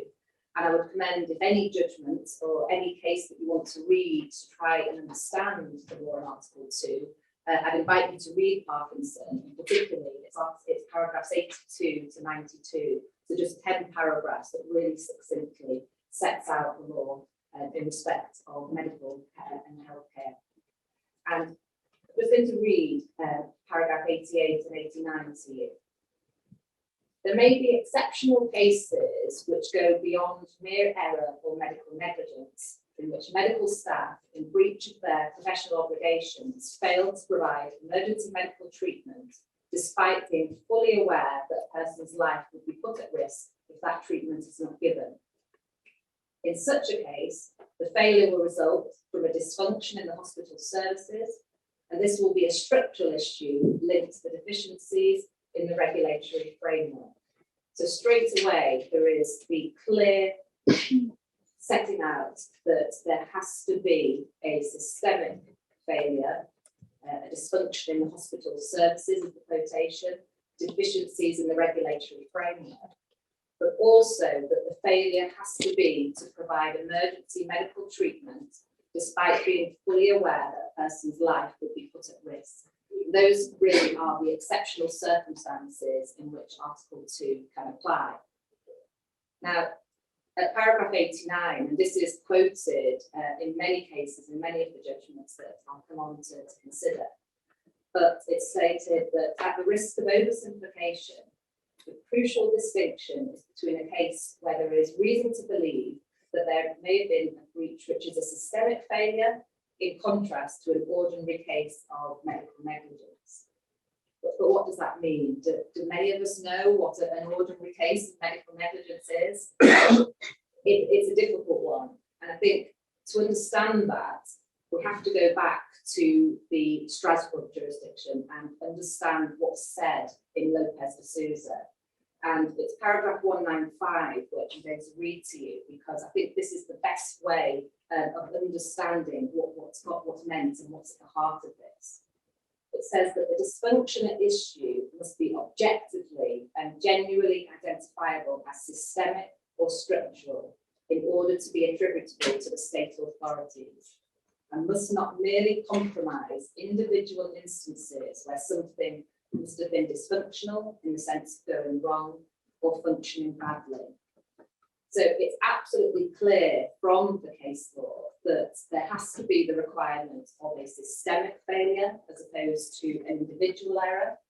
But also the case goes on to make it clear that any allegations about individual negligence shouldn't be dressed up as systemic failures. So there is that clear guidance. But thinking about it, what are potential examples of system deficiencies? Because it's all well and good being set out that there has to be a systemic failure, but what can they be? Now, there may be examples of failures to implement national guidance in local policies or protocols. There might be failures to devise treatment or management protocols when we're looking at healthcare. There's often cited cases of poor record keeping as evidence of a systemic failure. That's something that continues. Inadequate staff training, instruction and supervision. Insufficient staffing levels, lack of quality assurance of the above. But be careful when you look at that. Now, questions of systemic failures, when you look at training, again, bearing in mind that individual failures shouldn't be dressed up as a systemic failure. There's clearly a difference being with one member of staff doing something wrong or without following protocol. But if there are 6 staff, for example, always making the same mistake, could it be more likely to be argued that that is a training issue and therefore falls within the systemic failures? But of course, this exceptional circumstances also require the second stage, and that's that the individual's life is knowingly put in danger by the denial of access to life-saving emergency treatment. So Parkinson really was a change where the law was set out so succinctly, and there was a clear limit which continues in respect of the application of Article 2 and healthcare. Now, there has been further developments, and there are, of course, specific examples. It's clearly a case-by-case basis in which coroners have to determine the application of Article 2. But what I tried to do is pick out some of the themes and some of the themes of the cases in the appellate courts as well, but also some of the themes which follow on from the Strasbourg jurisprudence. Now, voluntary detention, and that is one area which I would say is still a developing area in light of some of the case law. I'm sure you're all familiar with the case of Rebone, and just as a brief synopsis, this is a case involving a hanging. The deceased hanged herself whilst she was on home leave from a voluntary hospital admission, for which she was receiving treatment for mental health issues. In Rebone, the Supreme Court had to determine whether the operational obligation under Article 2 could, in principle, be owed to a hospital patient who was ill but not detained. So this was the start of cases on voluntary detention. And there's a very good leading judgment by Justice Dyson, where it's held that whilst there are differences between being detained and voluntary psychiatric patients, these shouldn't be exaggerated. The admission to hospital was as a result of a real suicide risk, and in that case, it was held that the trust owed the deceased the operational duty to take reasonable steps from the real and immediate risk of suicide. So Rebone is really one of the key cases which sets out the principles of the operational duty which are owed to a voluntary patient. Later dealt with and confirmed in the Strasbourg case, which I referred to at the beginning. So key principles to take back. Firstly, there has to be a real, and that has to be significant, an immediate risk to life. And it's a risk to life, not a risk to serious harm. There also has to be an assumption of responsibility by the state for the individual's welfare and safety, and also the particular vulnerability and nature of the risk being exceptional. So Rebone is really one of the crux cases on the issue of voluntary detention. But it's still an issue, and Morahan, Derek's favourite case, came to the Court of Appeal this year. It's the latest Court of Appeal judgment on the question of Article 2. And again, it involved consideration of whether or not there was a duty to hold an Article 2 inquest following the death of a voluntary inpatient from a psychiatric rehabilitation unit. And this was a case which death resulted from an accidental overdose of drugs whilst home in the community. And the arguments that were raised, both at first instance and the divisional court, were that there was an automatic duty to conduct the enhanced investigation, so that Article 2 automatically applied, but also a secondary argument that a duty arose due to a breach of a substantive operational duty owed by the trust, and that was to take steps to prevent this real and immediate risk of death, which was known or ought to have been known.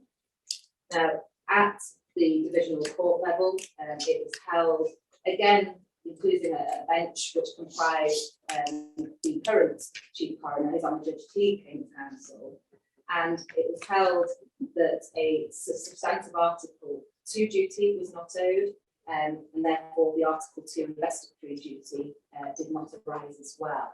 It was held following and restating those principles in the bone, so it wasn't even arguable.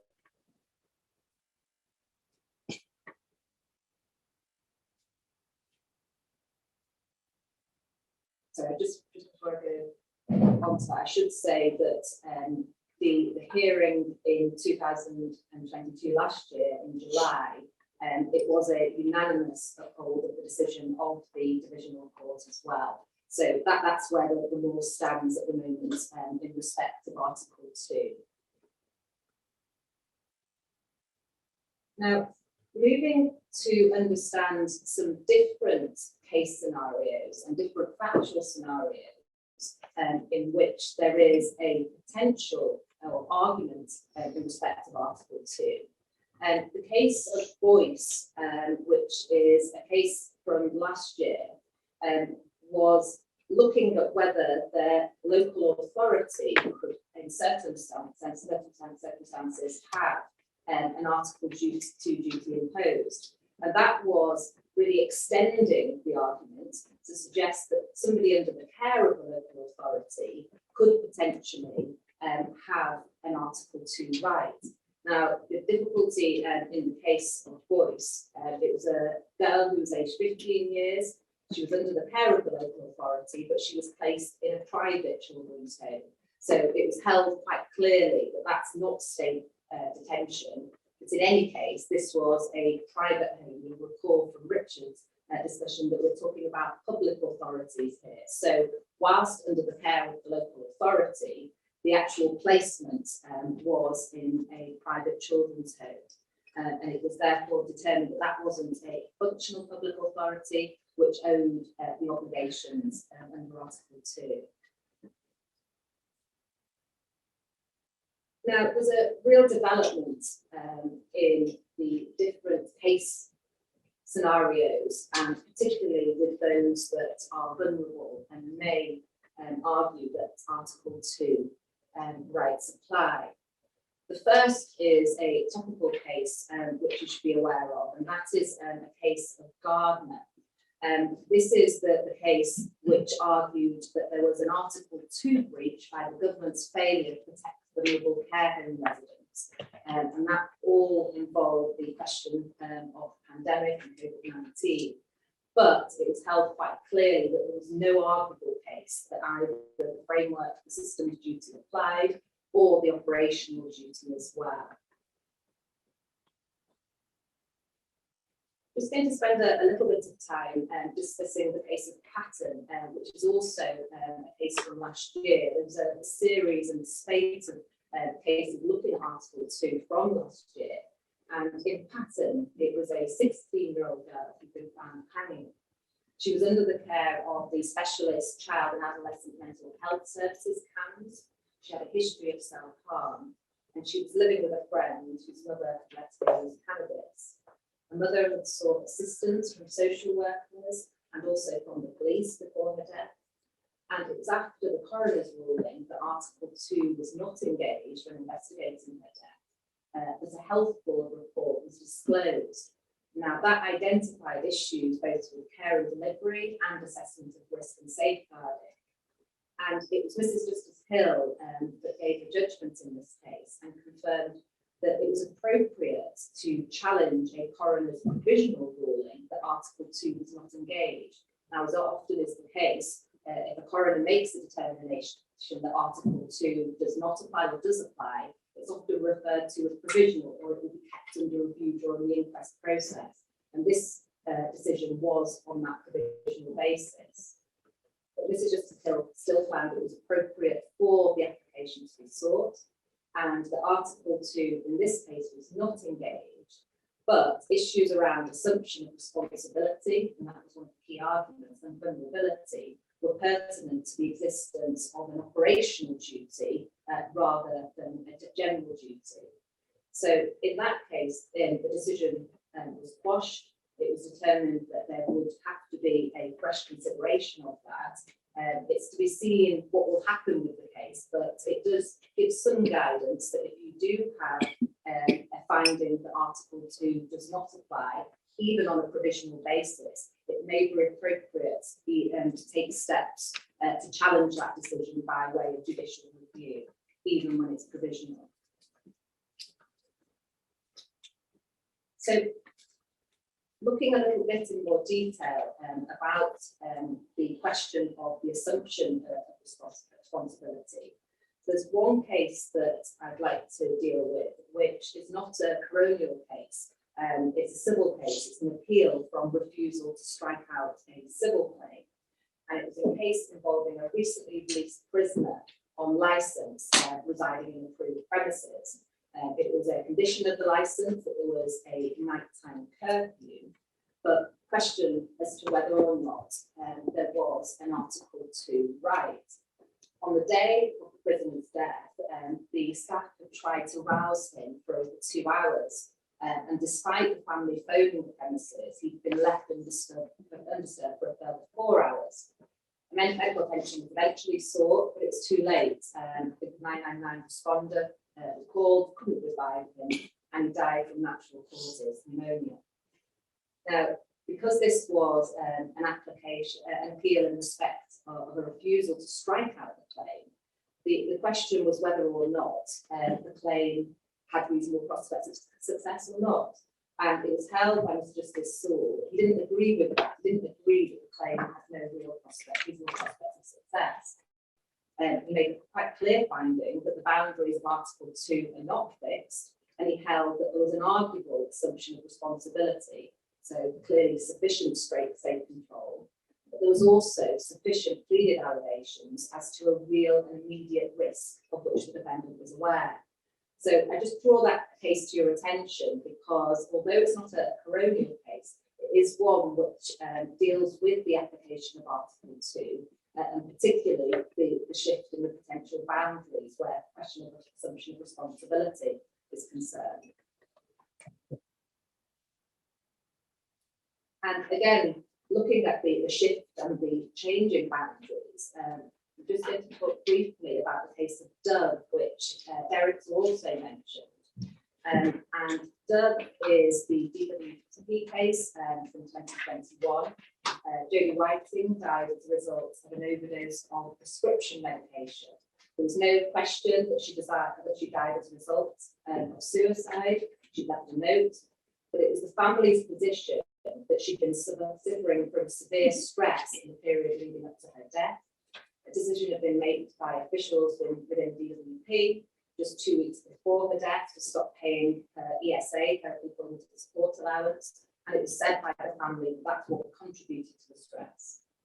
Now, although the coroner had made a number of findings, specifically that she'd had the claim turned down before her death, and commented that her mother believed and her sister believed that this was causing extra stress, there was no final or formal determination by the coroner that was the reason, and she concluded that Article 2 and procedural obligations didn't apply. She said it was not within her function to question any decisions made by the DWP, and those were considered to be outside the scope of her investigation. So the application was sought for a fresh inquest, and it was held that there was no authority to support the position that when allocating public funds with welfare benefits, that there was any assumption of responsibility to prevent suicide. It was a huge leap to suggest that conducting a badly flawed capability assessment could somehow engage those Article 2 rights. So in that case, we have a clear finding that the deceased wasn't under the control of the state. There was no general obligation to prevent suicide in the absence of any assumption of responsibility for welfare. So we thought that might be the end of it, but the Court of Appeal has granted permission from the Divisional Court on both those grounds. So in fact, we'll see what happens. It was argued first that it was wrong to refuse the fresh inquest. And therefore, the argument is that a fresh inquest is necessary in order to deal with Article 2, and that specifically that there was a duty to the deceased to take steps to prevent her death. So the Court of Appeal judgment awaited.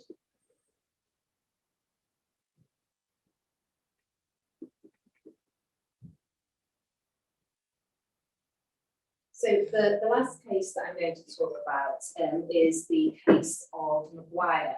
And this is a case that Derek touched on as well. It was heard by the Supreme Court in November last year, over 2 days, and a judgment is expected. Mrs. Maguire, the deceased, lived in a residential placement for adults with learning difficulties. She was subject to a dole, deprivation of liberty safeguard, and that was under the Mental Capacity Act. In the weeks before her death, she'd become unwell, and the evening before her death, she lost consciousness and she collapsed. An ambulance attended, but Mrs. Maguire refused to attend hospital, and a GP advised that she also ought to attend hospital, but if she refused, she could stay at home. She collapsed again, and she was taken to hospital, found to be severely dehydrated and suffering an acute kidney injury. She sadly suffered a cardiac arrest and she died. And the post-mortem was undertaken, and the cause of death turned to be a perforated gastric ulcer and pneumonia. Now, it was held in Maguire at first instance that Article 2 did not apply. It was suggested that the death didn't result from a violation of the state's operational duty to protect life, and the Divisional Court dismissed the claim. So it then went to the Court of Appeal. All 3 grounds were dismissed, but as I said, the judgment from the Supreme Court is awaited. I think what the Court of Appeal judgment clearly shows us and reminds us is the question of whether Article 2 is engaged as a high threshold. But I think all of the cases that I've outlined shows that the boundaries are still being explored as new factual scenarios arise and what will give rise to Article 2 applying. Now, looking a little more in detail about the practicalities of this, it was said at first instance in Boyce that the application or not of the Article 2 obligation wouldn't affect the scope of the investigation or the breadth of the inquest. But there are clearly differences between Article 2 and non-Article 2 inquests by the very reason of what the coroner has to determine. So in an Article 2 case, the coroner has to determine by what means and what circumstances the deceased come by his or her death. And that's set out clearly in statute. But what does that mean? What does that mean practically? Now, of course, in non-Article 2 cases, if there is a narrative conclusion, that has to be brief, it has to be neutral, it has to be factual.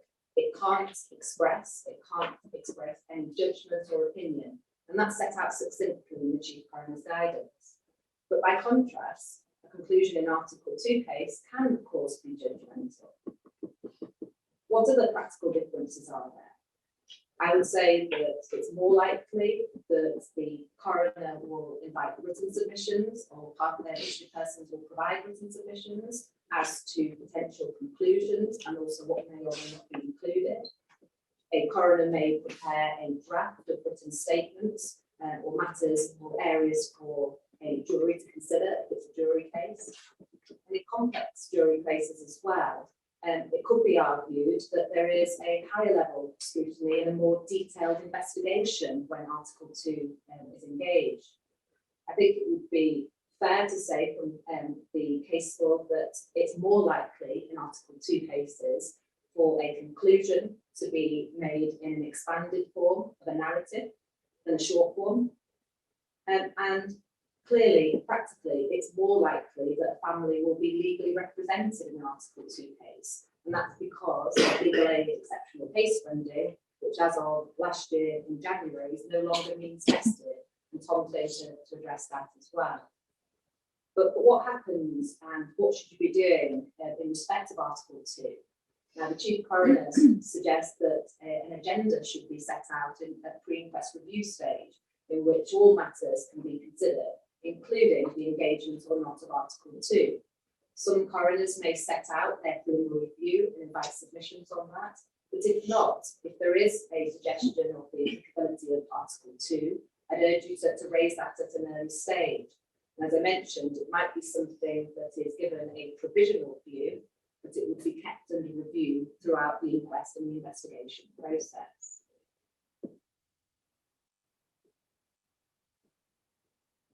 So just ending with a quote from Morahan, which I know that Derek set out on his slides as well. I would agree. I think Morahan is a favourite case for coroners generally, and it's from this particular quote that an inquest remains an inquisitorial and relatively summary process. It is not a surrogate public inquiry. What's the effect of that? I think there are going to be more and more cases in which a coroner is going to direct why certain questions are likely to be asked, direct issues to be set out at the forefront, and ensure that control is kept throughout the inquest process. The reminders that have been given by Derek in respect of the toolkit are already coming up in cases as well. Directions I found have sometimes referred to the toolkit. So I think with Article 2, we've clearly got a boundary and a suggestion of new factual scenarios that are likely to result in further decisions being made. But I don't think there's any escaping the fact that whilst the current situation is that legal representation due to legal aid and exceptional case funding requires often the Article 2 engagement, there are going to be cases on that. There are going to be arguments raised, and where decisions are not made in families' favours, there's going to be applications for judicial review and further appellate decisions. But what can we do as lawyers? And I think really as a starting point, reminding ourselves about the basic procedures in Article 2, drawing the court's attention to the arguments at an early stage as well.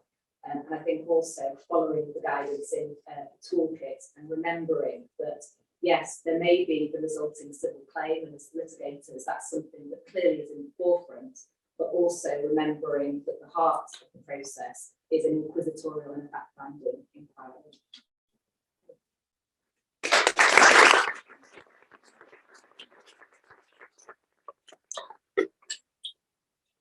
I thought we'd deal with questions now. Like we've done before, if anybody has a burning question on Article 2 while it's fresh in their mind.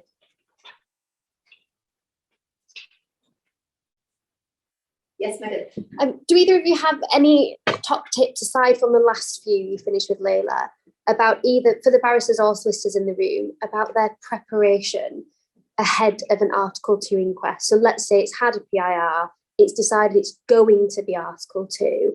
Are there any practical tips in the immediate preparations before the inquest that you have for any of us in the room? I know Boyce says it's basically the same, so if the answer is keep doing what you're doing, or I don't know. Well, I think perhaps one point to remember is this provisional viewpoint as well, that throughout the process things are kept under review as well. So even if there has been a determination of the applicability or not, is provisional, it's something that needs to be kept under review. I think preparing from the start and understanding perhaps what the eventual submissions you're going to be making as to assist the coroner as to potential conclusions, what could be left to a jury, for example. I think having that starting preparation and almost going to the end of the process is probably one of the top tips, so that remembering when you're asking a question, what's it going to, how is that going to assist, but also if there isn't, there's a question of sufficiency of evidence, making sure that that's at your forefront in your preparation as well. I think I always try and have a starting point as to what potential legal submissions I'm going to be making, even though that's really through the end of the process and what you're going to be submitting to the coroner. So I think the remembering things under review, and it might be provisional, and almost the front loading of the preparation of the eventual conclusion would be the two, I would say. Can I add to that? It seems to me if you get a coroner that says, I think provisionally this is Article 2, that gives you a huge steer on the approach that particular coroner is going to take. If they've already said, yeah, I think it's Article 2, I think it's likely you are going to get an easier passage through the inquest, and you're likely to get more license to ask the wider questions that you might want, as a litigator with a claim in mind. The flip side is if a coroner has already said, I don't think this is Article 2 at a time when they haven't yet heard all the evidence. That for me is a huge red flag. And that says to me, here's a coroner that's under time pressure, under financial pressure, and who wants to get through this inquest as quickly and efficiently as possible. And you know, in those circumstances, you're going to have a much tougher time exploring the wider issues that you might want to explore. So I think it's about preparing for almost the sort of the tone. You can take a much more upfront approach with a coroner who said, it looks like Article 2 to me. You've got to be a bit more subtle, a bit more nuanced in your approach to the coroner that's already said it probably isn't. Any other questions?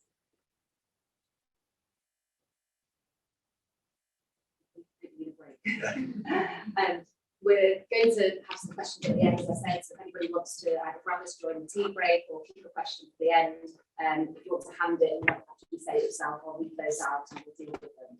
But we'll have a short break now till about 4:15 before we resume with Bronya and Tom's talk. So coffee and tea just outside there.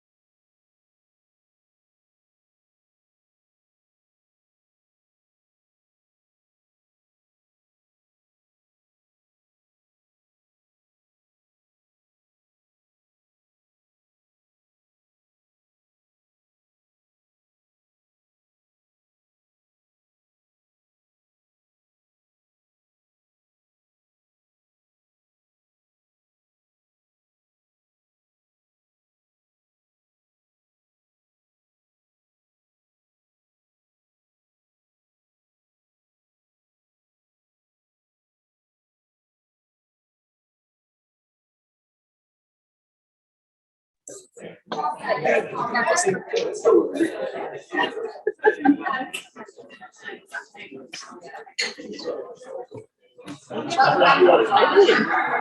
exactly. I know it's cheap, isn't it? Outrageous.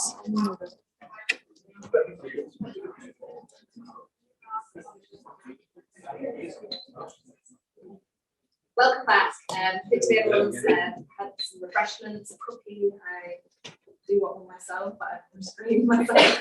I'm going to welcome Ronnie Hartley to give the next talk, which is on getting the best out of an inquest.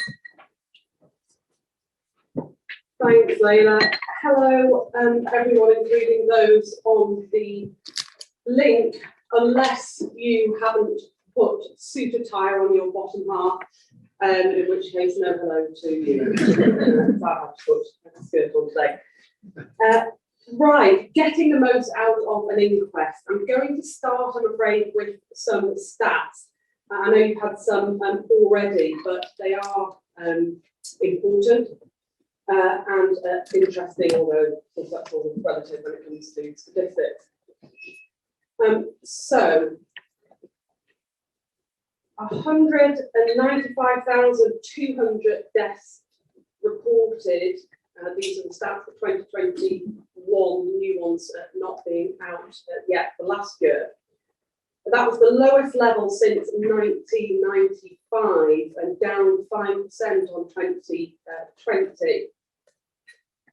84,600 post-mortems ordered, up 7% on 2020, and that's 43% of deaths reported. Of those, 94% were standard post-mortems and 2% home office. 38,200 inquests opened, up 2% on 2020. 32,300 conclusions recorded, up 4% on 2020. And the average time to process an inquest increased from 27 weeks to 31. 580 deaths in state detention, up 562 on 2020. That's a 17% increase in those deaths in state detention. Pretty depressing statistic. Less than 1% though that makes up of reported deaths, which sounds low, but I suppose it makes sense if you think about the overall number of inquests going through the system. 373 prison deaths, highest level since reporting began in 2011, another extremely grim statistic. 18 deaths in police custody, up by 10.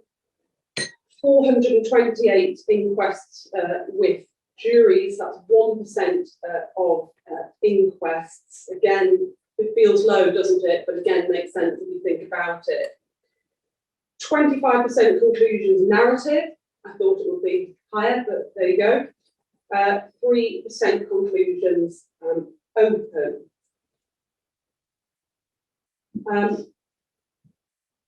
4,280 suicide conclusions, highest recorded since reporting began.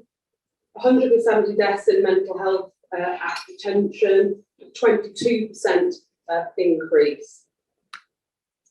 33% of all registered deaths are reported to coroners, but it varies widely, extremely widely. The best example probably being in this area, 82% of all registered deaths reported to the coroner in this city. And 440 prevention of future deaths reports. And a 13% increase in treasure fines, 908 in total. And come to think of it, your new senior coroner has been quite keen to show me a new bracelet that she's got. She's gold, she says it's vintage, so think on that. Right, so enough statistics. Let's remind ourselves of the purpose of an inquest, and I appreciate I'm going back to basics here, but we can't really get the most out of an inquest if we don't have these fundamentals in our minds. This, of course, comes from Section 5 of the 2009 Act, who the deceased was, how, when and where the deceased came by his or her death, and the registrable particulars concerning the death. So those 4 big questions. And in an Article 2 inquest, Section 5(2), the purpose mentioned in subsection 1(b) is to be read as including the purpose of ascertaining in what circumstances the deceased came by his or her death. And also important to remember what the purpose is not. And we find that in Section 5(3). Neither the coroner nor the jury, if there is one, may express any opinion on any matter other than the big 4 questions and those particulars which are registrable. We'll return to this subject in relation to non-causative failings in due course. What about interested persons? Again, basic stuff, but you're not going to get anything out of an inquest if you're not an IP, or indeed get the most out of an inquest if you don't ensure or assist in ensuring that those who may have caused or contributed to death are an IP. So this, as you know, comes from Section 47 of the 2009 Act.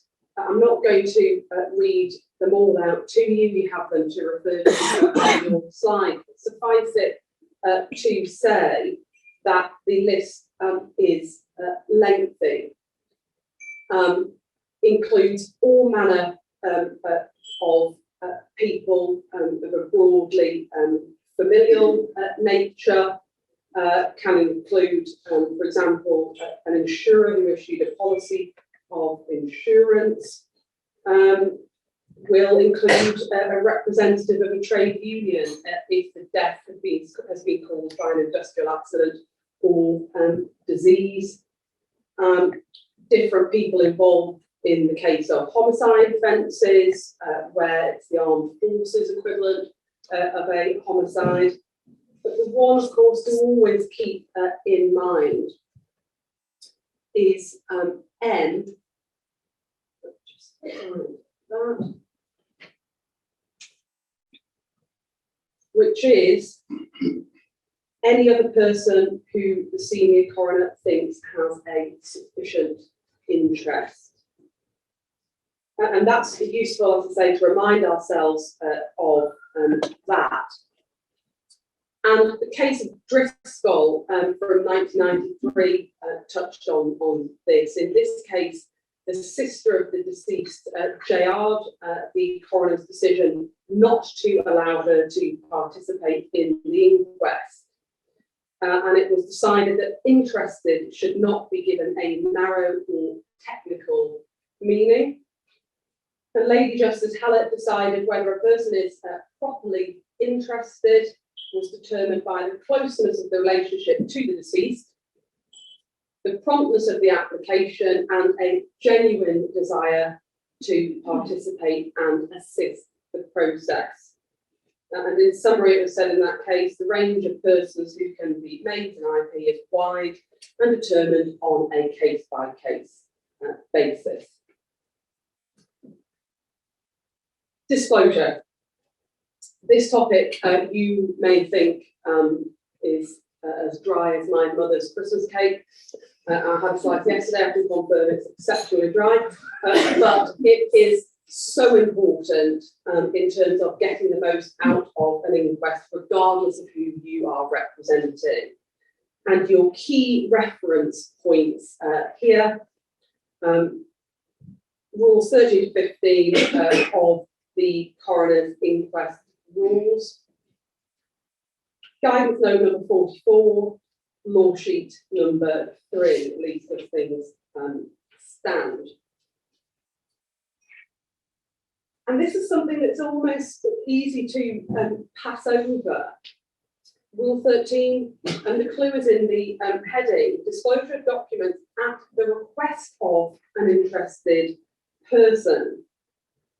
Where an interested person asks for disclosure of a document held by the coroner must provide that document, or a copy of that document will make it available for inspection.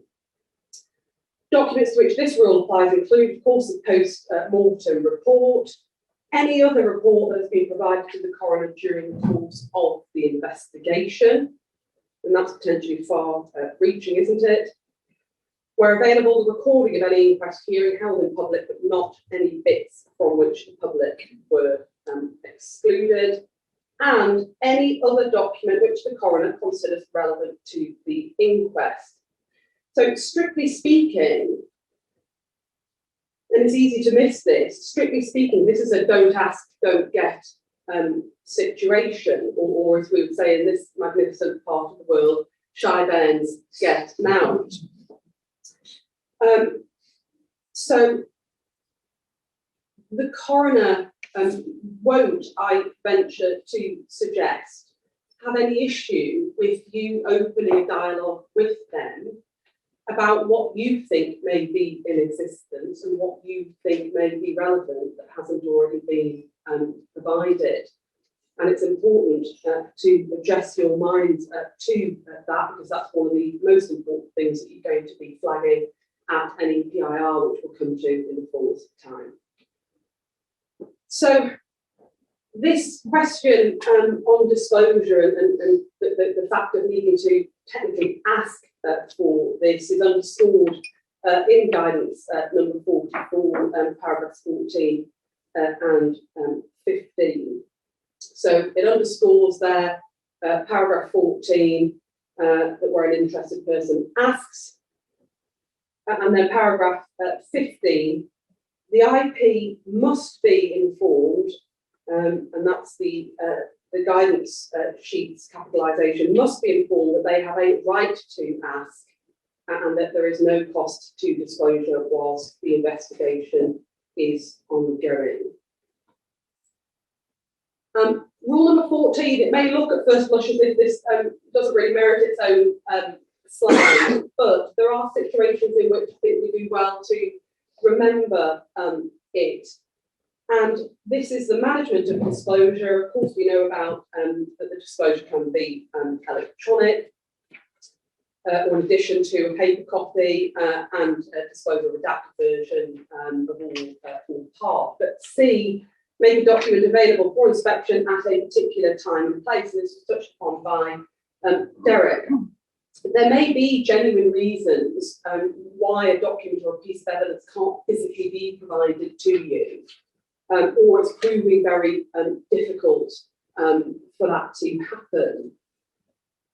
And I've seen this unfold to varying degrees in different inquests, where the temptation begins to creep in to just throw the towel in on it and accept that you're never going to get to see it or hear it as it may be. And in those circumstances, I think it is important to remember C.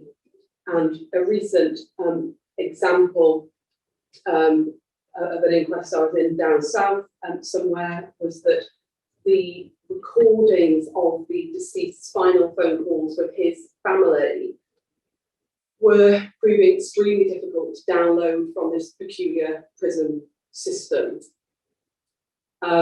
And whilst it was resolved ultimately, this particular rule would have meant that the family, their representative, probably accompanied by somebody from the police, could have gone to the prison and actually listened to them there and made recordings of the recording. So it's just something that gives you the opportunity to think a bit outside the box as necessary. On the flip side is rule 15. and this is restrictions on disclosure.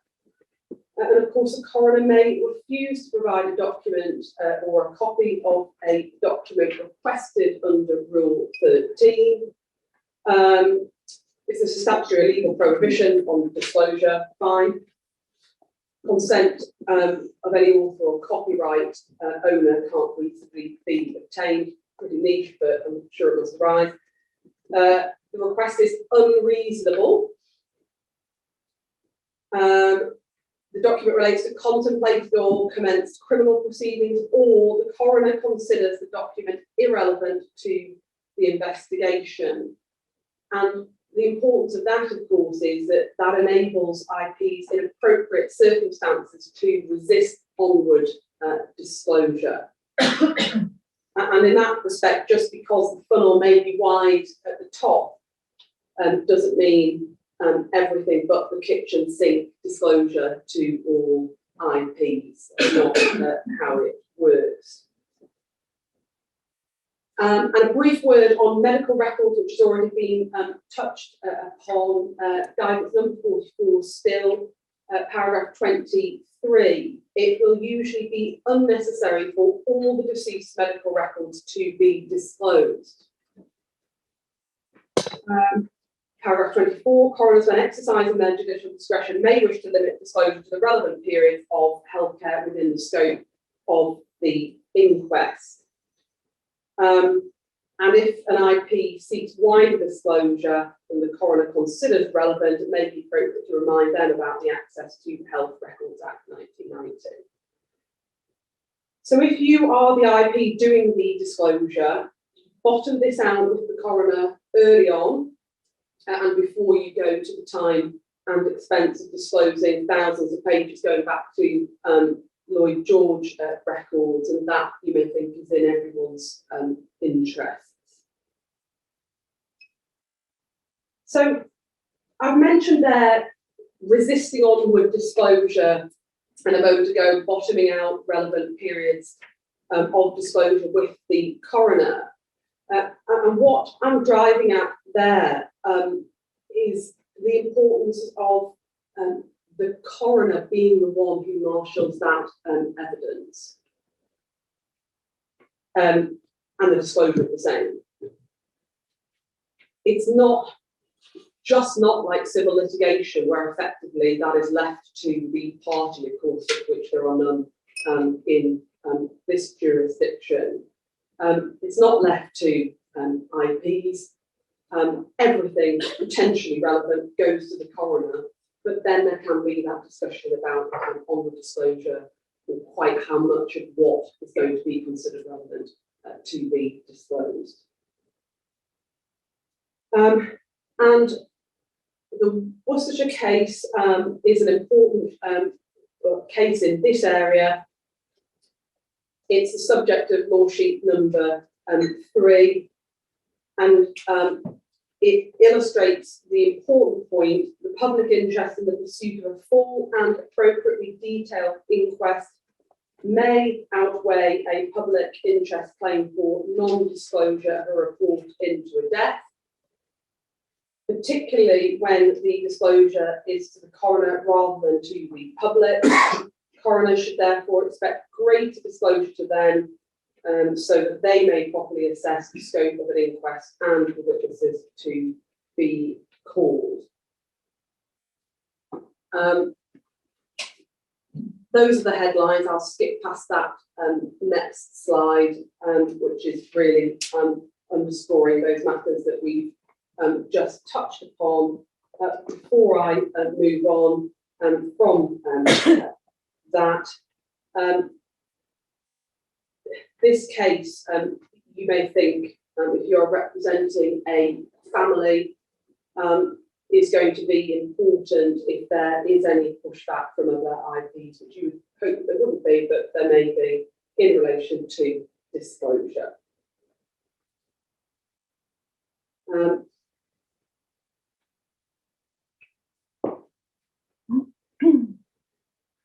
Forgive me, just before I do move on,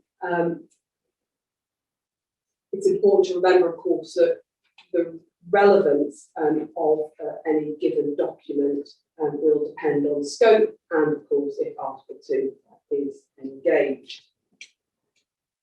The right to ask questions, that is subject to Rule 19.2, which is sometimes conveniently forgotten by IP's representatives, or forgotten to the detriment of a witness being asked irrelevant or abrasive questions.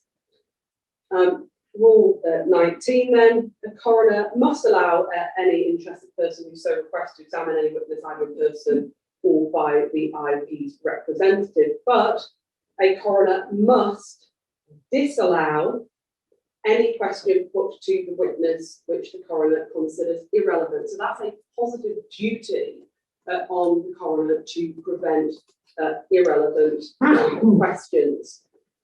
And some coroners, dare I say it, take something of a more laid-back approach to what questions are permitted.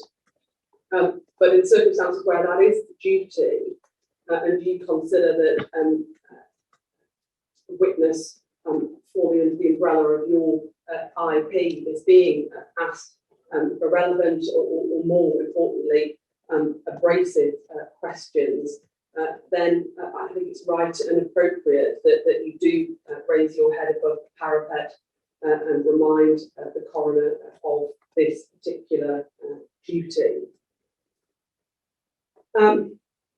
So this would include questions falling outside of scope, questions which are oppressive, unnecessarily intrusive, or which are asked not for the purposes of the inquest, but for some purpose collateral to it.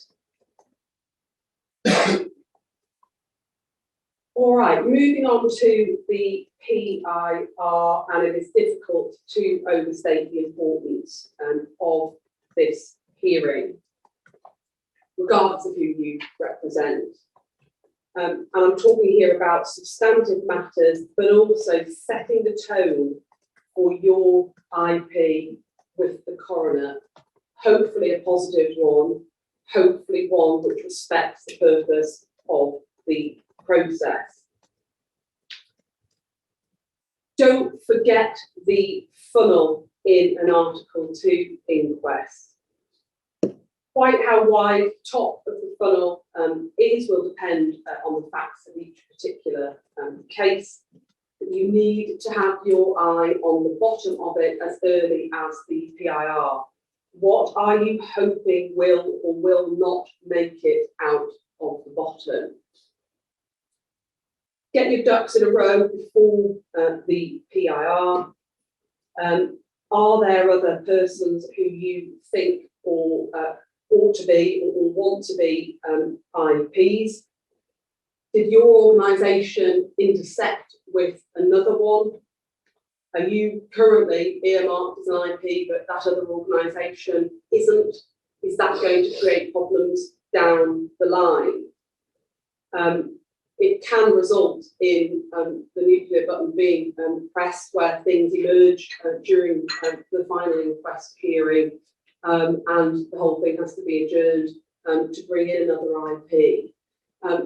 That situation, I venture to suggest, will fall at the feet, at least to a good degree, of the other IPs. These things need to be identified early doors and flagged as appropriate. Use the PIR. It's not just a directions hearing. It's not just for you to be there to take a note of the directions that are issued. Know your witnesses and potential witnesses, your issues and potential issues.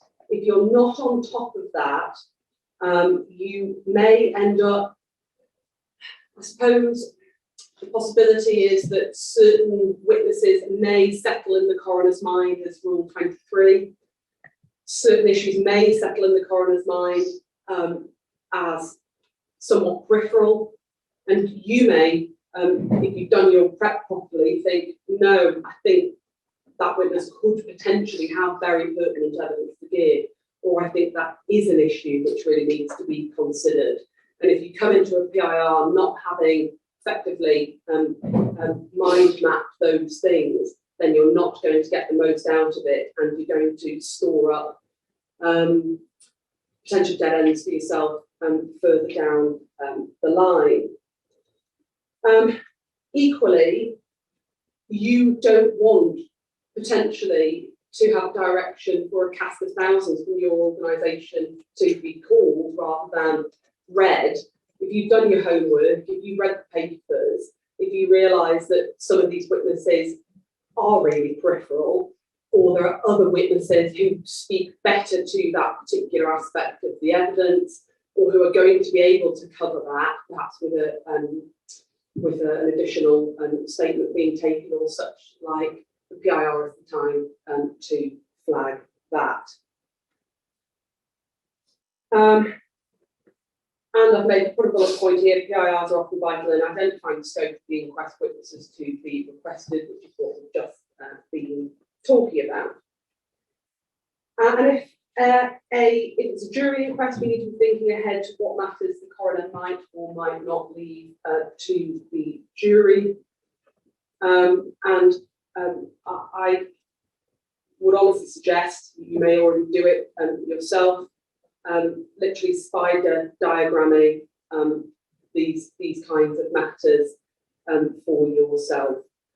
No evidence will of course be heard at a PIR, but remember that a PFD can be made at any time, which is something we will return to.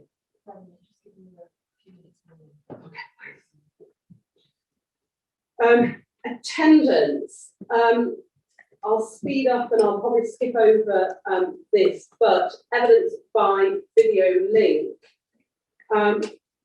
This rule, rule number 17, gives ample scope for the coroner to direct evidence by video link, but there are a number of matters which the coroner will give consideration to in determining whether indeed to give that direction.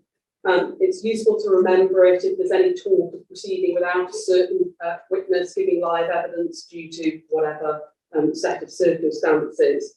Remember the option for that person to give evidence via link. Equally, it may be that it suits an expert to give evidence remotely. I'm just using an expert as an example. But if you have genuine concerns that will impede the effectiveness of your questions, then you are entitled and indeed should refer to this particular rule, and it's paragraph 3C that talks about the possibility of remote evidence impeding effectiveness. Juries. Of course, we know, but remind ourselves that in addition to the mandatory powers of the coroner to hold an inquest with a jury, that the coroner has a discretion to hold an inquest with a jury if the coroner thinks that there is sufficient reason for doing so. And that, of course, is section 7.3 of the 2009 Act. And in deciding whether to exercise that discretion, the coroner will consider a number of matters, as helpfully suggested in the case of Shafi. I'll skip over it because we have it there in your slide. But importantly, includes consideration of the wishes of the family and submissions, uncertainties of the medical evidence, and it's appropriate to consider whether the facts of the incident case bear any resemblance to the types of situations covered by mandatory provisions. Recording, I'm going to skip over that because of time. Again, it's there in your slides, but this is about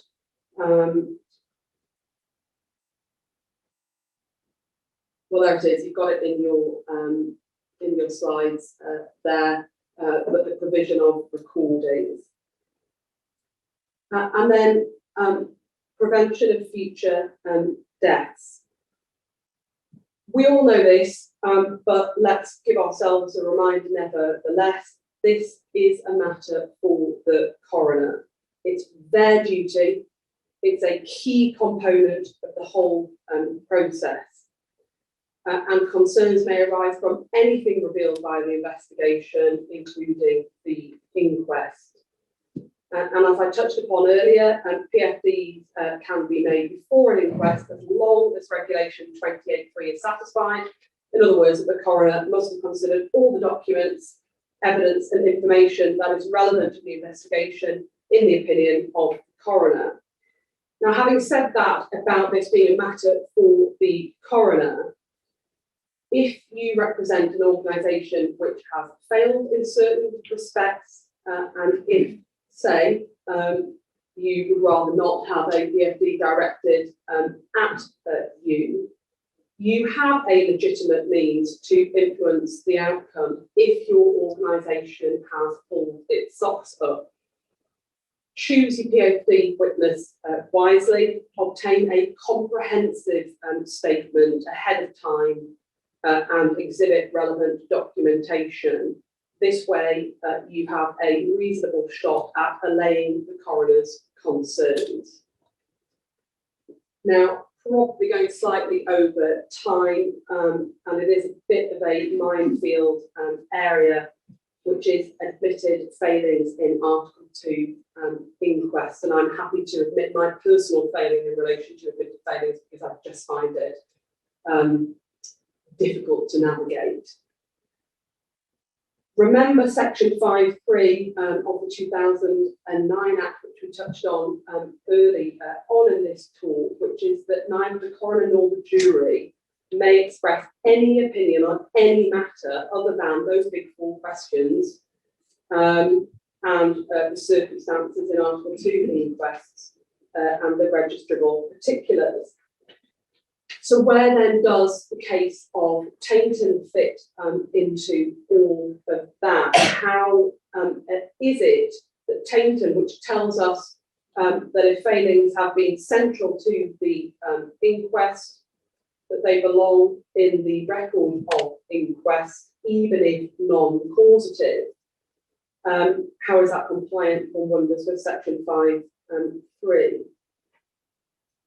But if you are representing a family, there may be non-causative matters, admitted non-causative failings, which they understandably will want to be included in the record of inquest. And for a family, we can all imagine that if there are admitted failings just floating off into the ether, despite the fact that an organisation has admitted failings in this regard, in the circumstances surrounding the death of their loved one, we can imagine how that would be a hard pill for them to swallow. So I think it is important to know what Tainton says and to be prepared to argue it as appropriate. But in that regard, don't forget the case of Jin. I'm sure you won't, Jin, never know how to pronounce it. Paragraph 117. It was said, I accept the MOJ submission. There is a distinction between the kind of formal admission made by the trust in Tainton and the agglomeration of evidence cited in the Part 18 responses are relied on in this case.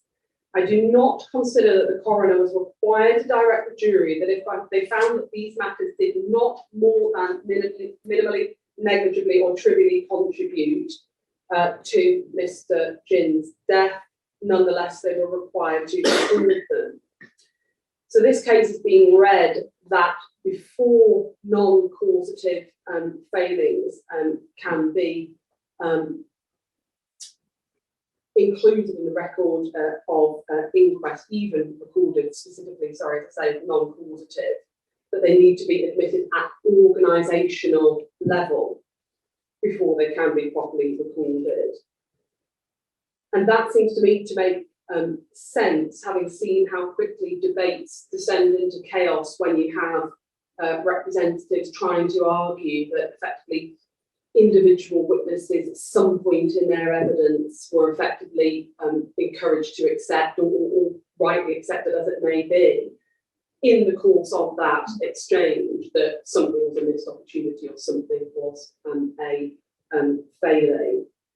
There could be any number of those in any given inquest.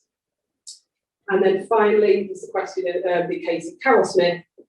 An Article 2 compliant inquest does not have to record failures in the conclusion. Coroner's reasons given in open court also form part of the public record. But that, of course, is distinct to coroner-only inquests and it's a different matter for juries. And then I've listed some authorities, etc. You don't need to go through them. And that's it.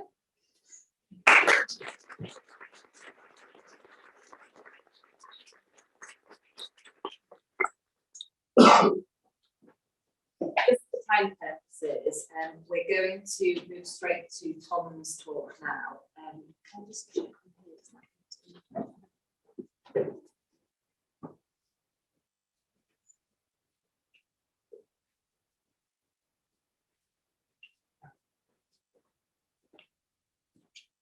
Good afternoon, everyone. We've made it, the last one. I get to finish on everyone's favourite topic, costs. Just going to try and gallop through it if I can. I'm conscious of time. So the only topics I'm actually covering in terms of costs are public funding and cost recovery in the civil matter. Of course, there are other ways you can fund an inquest with private funding. If you're a public authority where you've got taxpayers' money, that's great. But for everyone else who needs to find a way to pay for all this exciting stuff we've been talking about today, then that's what I'm hopefully going to help you with today. First, legal aid. Hopefully, I don't know how many people in here do legal aid work, but certainly from my side of things, I don't get to see this so often. But something that's perhaps not as well known is that for legal aid, for inquests, you are eligible to get what's called legal help, which is legal aid for preparatory work. So all the work that's done in the background, not advocacy, but everything else in between. So that can be things like initial advice, witness statements, collating evidence, written submissions. It cannot cover the representation. One thing I have noted down is in legal aid agencies' guidance for legal aid is that it can potentially extend to getting expert evidence. That's only if it's needed, reasonably required is the word they use, to prepare questions or written submissions. Written submissions for the inquest itself. And that's obviously going to be slightly jeopardised if the coroner decides that they want to get their experts, in which case the legal aid agency might say that the certificate's not to extend to that. But nevertheless, it's something worth considering, particularly if you are considering taking this case potentially into a civil claim. You're not sure if it's got prospects of success, the evidence is a bit thin. This will at least cover you in your preparatory work if, it's a big if, you can meet the means test. Now, what I used to recommend to clients was to use what was on the government website, a civil legal aid eligibility calculator, which was relatively straightforward tool through which you could see whether or not it was likely or there's any chance you'd be eligible or your client would be eligible for legal aid. For reasons I don't know, perhaps because it wasn't very good, we got rid of it and instead replaced it with this key card. So you can have this on your desk instead if you want to see when you're doing that first interview whether or not your client might be eligible for that legal aid. The headlines really is that the threshold, I don't think it's been changed for well over a decade, and obviously it hasn't gone in line with inflation, and so fewer and fewer people are eligible. It's the household income that's considered, so not just the individual client. Gross income has got to be less, so gross not net, has got to be less than £2,657. So I think when I was trying to work it out, someone who was earning minimum wage and did 40 hours a week would come under it, but if their partner or anyone else they lived with contributes to the household income brought it over that, then they wouldn't be eligible. Somewhat bizarrely, legal aid agency considers that if you've got anything between 0 and 4 children, your threshold for your gross income doesn't need to increase. So your the impact on your finances doesn't need to make that much difference. Only up to the 5th child doesn't make a difference. Anyway, you also have to have disposable income of not more than £733 and disposable capital of less than 8,000. It says 3 grand there, but that's only in relation to immigration matters, so it's 8 grand, and that can include your house. It's very complicated, but essentially the first £100,000 is not considered, and that's net of mortgage. So, for example, if the house was £50,000, but it had an outstanding mortgage of 75 grand, that means there's equity of 75 grand left, which means it's below the 100 grand threshold, and therefore it gets discounted. But anyway, it's all in the guidance if you ever get that far. Perhaps the more relevant, the people who are trying to get around that means test is trying to waive it. The test is whether or not it is equitable, and the legal aid agency must have regard to Article 2. Factors that they'll consider are things like finances of the person claiming, the nature of the allegations, and costs. Now, I've given 2 examples on there, which actually are pretty useless examples because neither of them were, I think these all took place before these current rules took place anyway. There are examples of when the government basically decided to waive legal aid requirements at the time.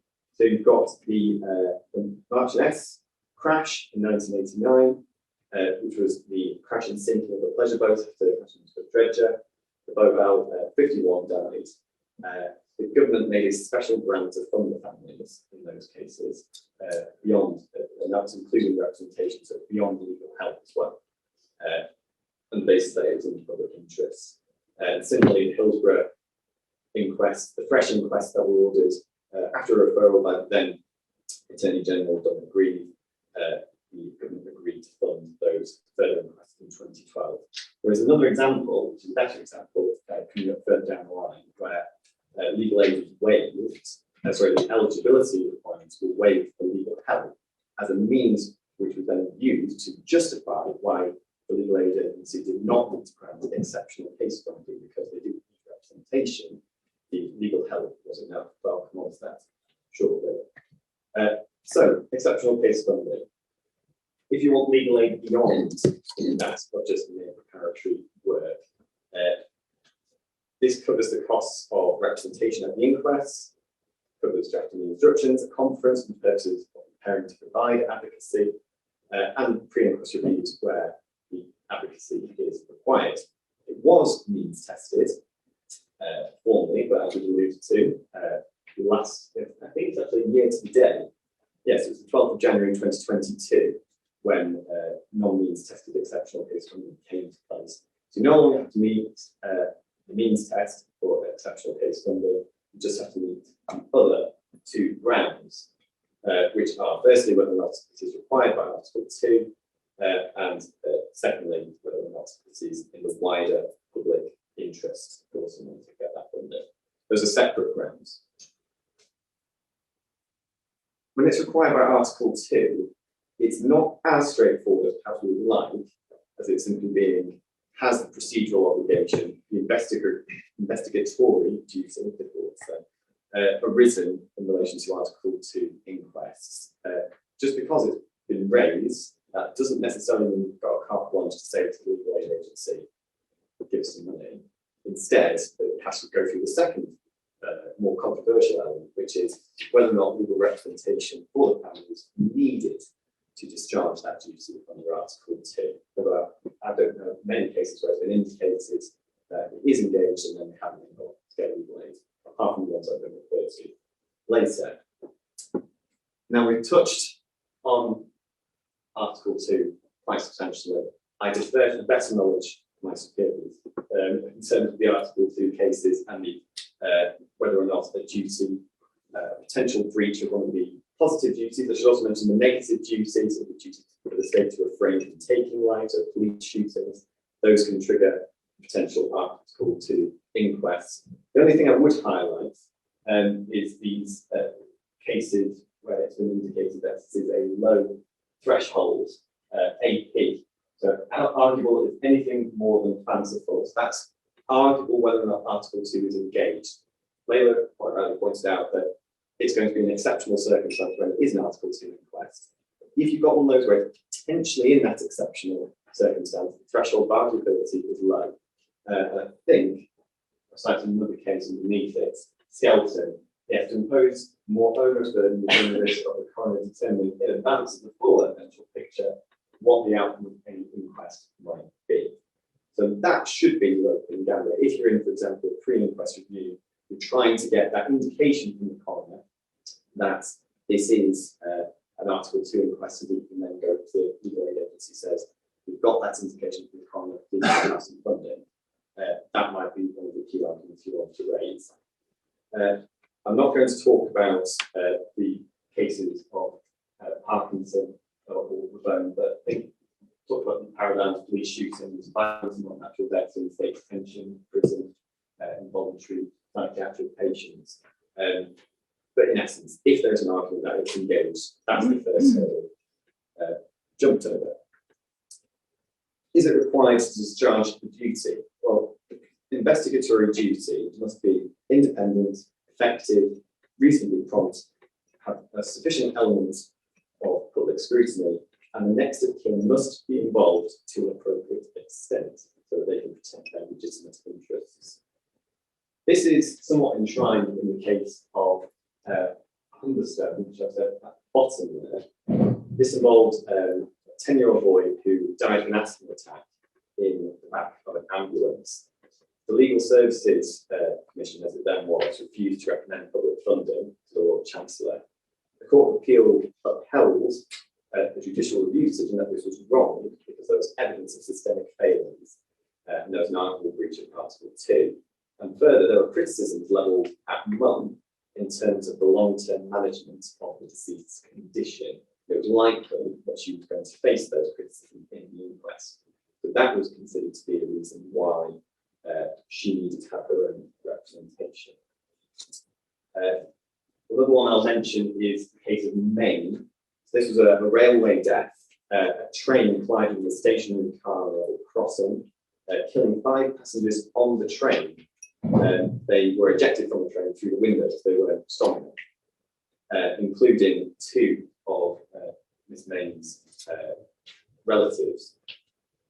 In that case, the reason why they weren't, or representation was not required, was because the Minister for Legal Aid agreed to waive the means test for legal help. And on top of that, there was an independent report by the Rail Safety and Standards Board making recommendations as to changes needed in the future for trains, for example, more robust windows.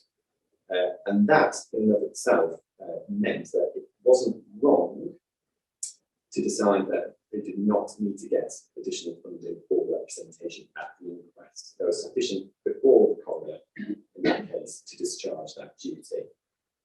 Another case, Joseph, that was one involving a police shooting. The deceased was shot dead by the police in a hostage situation where he was allegedly holding his ex-partner, a knife to his ex-partner's throat. And there was a dispute amongst the family members whether or not the deceased had mental health problems and had been involved in a history of domestic violence, and whether or not that in any way contributed to it. Now, in that case, some of the family members already had exceptional case funding. And it was decided that the legal aid agency was right to say that they did not extend their duty to represent all members of the family on that narrow issue, because it wouldn't impact on how the coroner would approach the question of the deceased's mental health. So if you're not in an Article 2 inquest, there's a potential other avenue where you can get exceptional case funding. And this is whether or not it's in the wider public interest. There's got to be a significant benefit to a wider class of persons other than the person making a claim for legal aid. So it could be, for example, that it's one institution that time and time again has a practice which is leading to deaths, which needs to be intervened. The considerations that the legal aid agency is told to factor in are what are benefits, what is the likelihood of that benefit, the number of people who will benefit. And that benefit must arise out of being represented. So again, this is the controversial element. Government say it's not an adversarial process. The lawyers don't necessarily need to be there. We've got the coroner there. The coroner will ask the question. This one was argued again in May, so it's the other argument that either of the criteria, either the Article 2 exception or the wide public interest exception, again, it said it didn't apply. That was the train case. Case Patel was the London bombings case. This one, perhaps, you can see why the political motivation at the very least. Ms. Patel was the spouse of one of the bombers, and the 52 families involved, I think it was 48 of them, the families of the victims. All of them got legal aid under exceptional case funding to represent them. But the bombers' families did not. As I say, perhaps unsurprisingly on a political basis, they've decided that they were not entitled to legal aid. The other families were represented, and there was no wider class of persons who would benefit from the families of the bombers from being legally represented. So it didn't apply in that case. And the other final example, this one's in the Lord Chancellor's guidance. So this is again potentially relevant to those who represent public bodies here. The body in question has accepted responsibility for failings leading to the death and has agreed to make changes to prevent future death. So this is, for example, you've got one of those converting future death statements or an action plan, acknowledging that all of these changes are taking place. If that's available, that might be a means through which the legal aid agency says, no, you're not entitled to it. However, it's got to be accepting responsibility for failings that led to the death, not just for failings generally. So don't fall out of it through that alone. Okay, civil claims. So the main way through which you can claim your costs back of an inquest after the event is by claiming that these costs were of and incidental to the civil claim. And spoilers, I'm sure many of the people in this room know, yes, inquest costs are generally considered of and incidental to in principle, but there are ways through which the payee can reduce those costs quite significantly. One thing I should add is that when you're entering into a retainer with your client, if it's for the family, you need to be sure that it is essentially the same claimant in the civil claim. So before the inquest itself, it can't just be, for example, a retainer between you and the family. It needs to be someone who does have a right to act in the subsequent civil claim. Otherwise, the retainer might not be valid.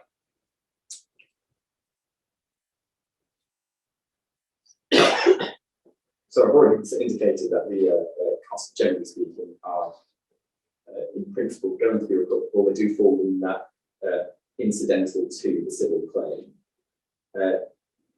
This was a case, well, I think it was highlighted in the case of Bobel, but endorsed by the case of Roach. That was a case that concerned death in police custody. The deceased hung himself, and it was considered that inadequately trained police in persons detoxifying from the effects of alcohol and drug misuse was a contributing factor. The claim subsequently settled for £10,000. The costs bill was over 60 grand, 90% of which was for the inquest itself.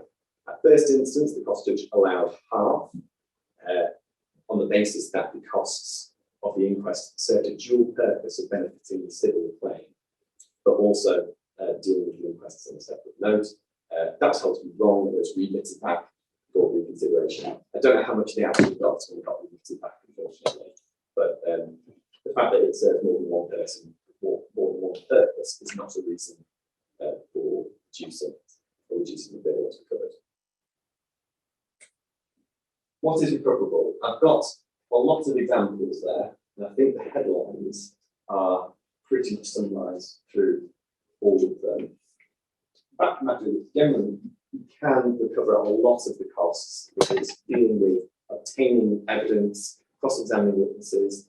There are some cases, so if you're for a paying party, you'd probably be relying on cases like Lynch and Powell, which emphasise that things like housekeeping, general procedural work, that does not get recovered. got a more recent case of things like Fullock, which I think it's things like pre-inquest reviews, which seem to be controversial. If the pre-inquest review involves getting expert evidence, getting further witnesses to give evidence, more disclosure, putting questions to those experts, all of those can potentially be recoverable. So just because it's a pre-inquest review, don't take the view that it means you're not going to get your costs for it. It's not necessarily just procedural. If it's for the purposes of obtaining evidence that is going to be a benefit and use to the civil claim, your costs are in principle recoverable. There are a couple of other points. So Douglas and in fact I think it was also in Bobo, they dealt with issues where liability had been admitted. So I'm jumping the gun here. I've got a slide dealing with admissions next. But in Douglas, it was a Ministry of Justice, so Human Rights Act case, so Article 2, the deceased who was 18 committed suicide after being transferred to a young offenders institute to an adult prison. The prison and probation ombudsman found failings that led to death, institutional failings. And shortly before the inquest, so probably in light of receiving that report from the ombudsman, the defendant admitted liability. The only outstanding issue was damages. However, because it was Article 2, part of the damages to be assessed are the just satisfaction for the victim. And part of the way that that's assessed was by assessing the gravity and the seriousness of the Article 2 breach. And as the inquest progressed, there were more revelations as to how egregious the breach was, which was relevant to quantum. And so in that case, although there had been an admission of liability, some inquest costs were still nonetheless recoverable on the basis that they were relevant to the civil claim on the issue of quantum. There is a fairly uncontroversial summary of the way that cost judges are supposed to approach it from Bullock. Identify the issues raised in the claim, decide whether or not the inquest costs are proportionate. But I suppose the headline, the third point, if costs are disproportionate, they may be disallowed or even reduced, even if they are reasonably unnecessarily incurred. So if you're the paying party, that is probably your one of the best arguments you've got in terms of reducing that cost bill. In that, I think in one of those cases that I cited on page before, it was Lynch, Deputy Master Rowland, which was pronounced. He made the fair point that an inquest is a disproportionate way of gathering evidence compared to the normal litigation process. Whilst it's reasonable for you to be there, and yes, it is an evidence gathering exercise, it is a disproportionate way of going about it, or as he puts it. And so, for that reason, cost bills can be quite significantly reduced. So, the effect on the admissions of liability, I'm conscious of the time, we're slightly over. Bobel, the admission, so there was an admission in that case, that's March and that's okay. The admission was this. Our respective claimants, namely the owners of the Marchioness and the owners of the Bobel, jointly and separately agree by way of concession that, in respect of any claims for loss of life or personal injury caused by the collision between the two vessels, although they do not make any admissions whatsoever as to liability, they are prepared to deal with the claimants, as in hereinafter defined, without requiring them to prove negligence on the part of either vessels. That, despite it saying that it wasn't making admission of liability, at the time, the judge assessing considered that that was enough of a concession at the time to mean that liability had been admitted and therefore costs in relation to liability investigations were not recoverable.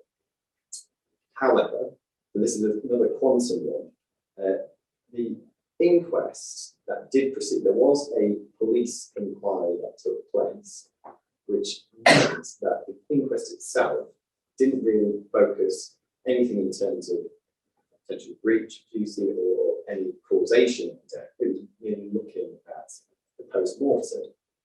And it was held in that case that that inquest was relevant for the purposes of assessing quantum in terms of pain, suffering, and loss of immunity. I don't know many cases where it's been argued that attending an inquest to listen to the post-mortem report evidence is going to lead to the conclusion that the costs are going to be recoverable. But apparently in that case it was, but then again, that one is somewhat dated. The most relevant one perhaps is the case of Vivas, which was a couple of years ago, a couple of years old now. I've done an article on it, incidentally, so it's on the website if you want to read it in a bit more detail, but the summary is this. The claimant's husband died in the course of his employment with Greater Manchester Fire and Rescue as a result of heat exhaustion and hypoxia, dealing with fire at Hareton. Fire service were alleged to have failed to monitor how long the deceased was in the fire for.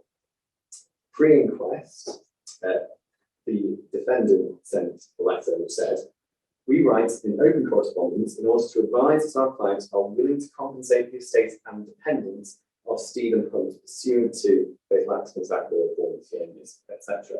for any loss which they may prove to be attributable to the incident on the 13th of July, together with any payment of their reasonable costs. It is not our client's intention to allege contributory negligence or to seek any reduction of damages in this regard. We confirm that our clients will deal with the claims on a full basis. However, when they were pressed by the representatives of the family to make an admission as to liability, they refused. In summary, what was ultimately found was this failure to make an admission of liability was fatal to the argument that the admission means that you cannot recover your costs of the inquest. More importantly, the admission did not follow the CPR requirements of Part 14, which in essence says that it's got to make clear that it's not in relation to a lateral response to a lateral claim. It's got to make reference to the fact that it is it's made under Part 14 and therefore is potentially binding on the defendant in the future, or it is binding on the defendant, and so they're less likely to be able to retire from it. The fact that that letter that was sent in Vivas by Greater Manchester Fire Service could, in theory, have been resiled from enough to entitle a cost judge to say that it wasn't a critical admission and therefore was capable of being resiled from, and therefore the cost of the inquest were of and incidental to the civil claim. I won't read that out. That's my summary of the guidance at paragraph 55 of Vivas. One thing, as I've indicated in the cases of Bobo and Douglas, where it says in that judgment that it's not recoverable if liability is not an issue, I think it's subject to that caveat about quantum damages, but that's there for you to read at your leisure. And that's just the summary of what I've just been talking to you all about for the past half an hour. Conscious that I've run over, and also my laptop's died, so I'm trying to but I think we've got time for some questions. Yes.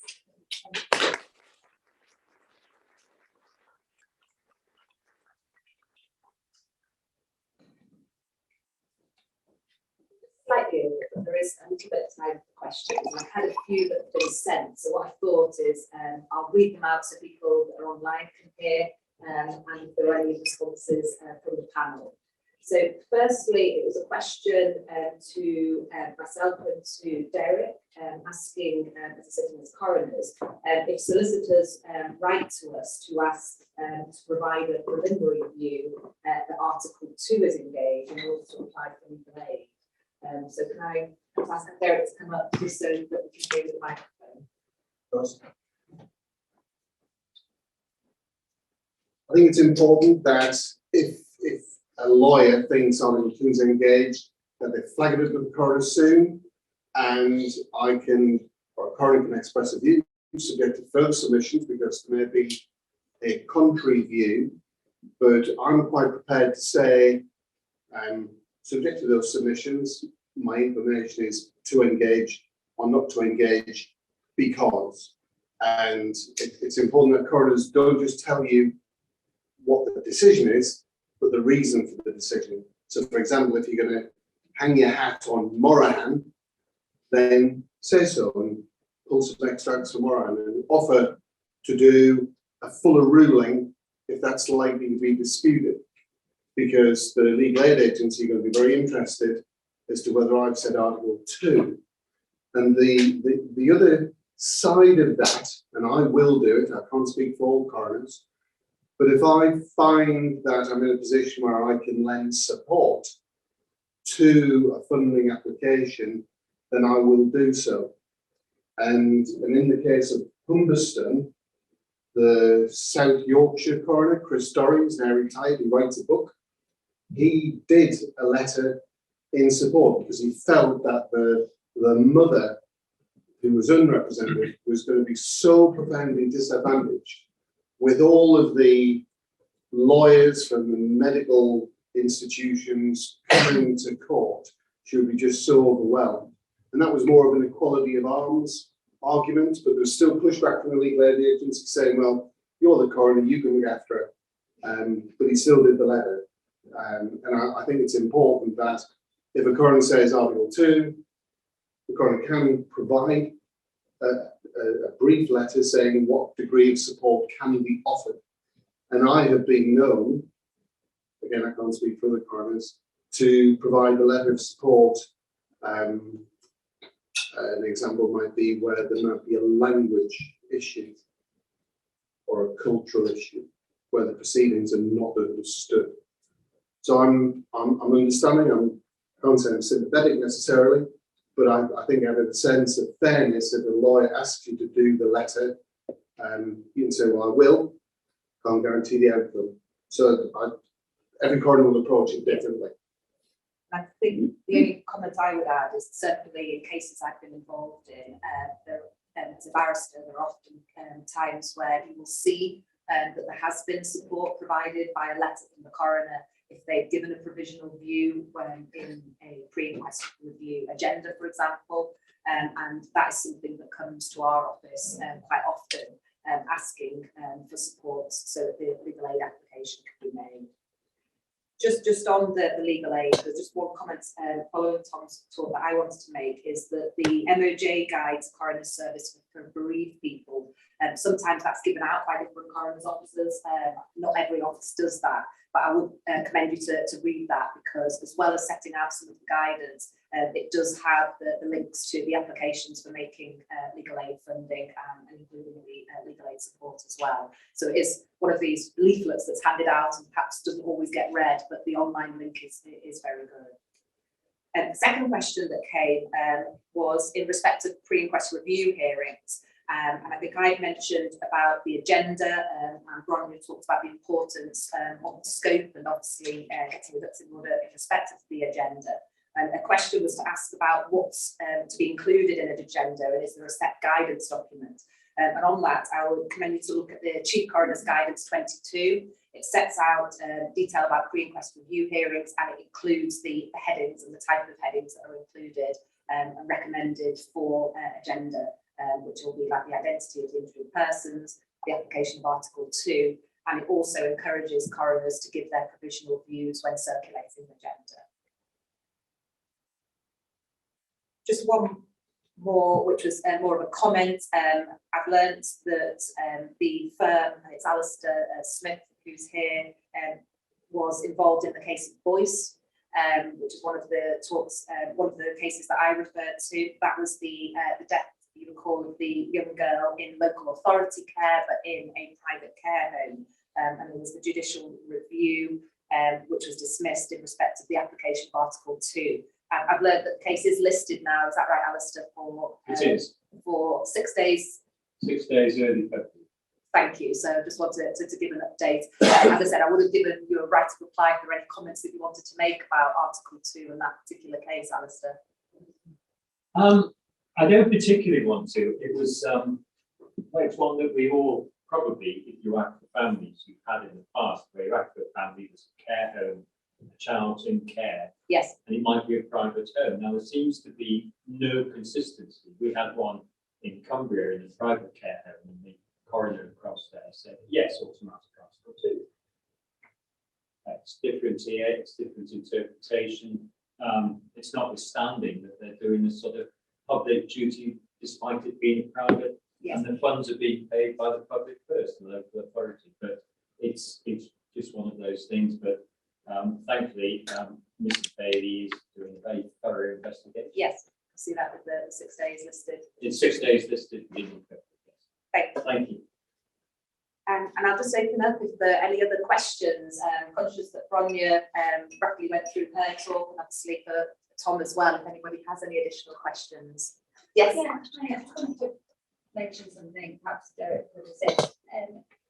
Would it ever be appropriate where the IPs in a case are not providing disclosure, which has been requested by the coroner, to invite the coroner to make a Schedule 5 notice to compel them to provide disclosure and face the consequences of the dog? Because I can't remember who was talking about disclosure, but I think it was Bronya that said there's quite often a tendency to kind of throw the towel in where that's for documents many times and haven't been provided.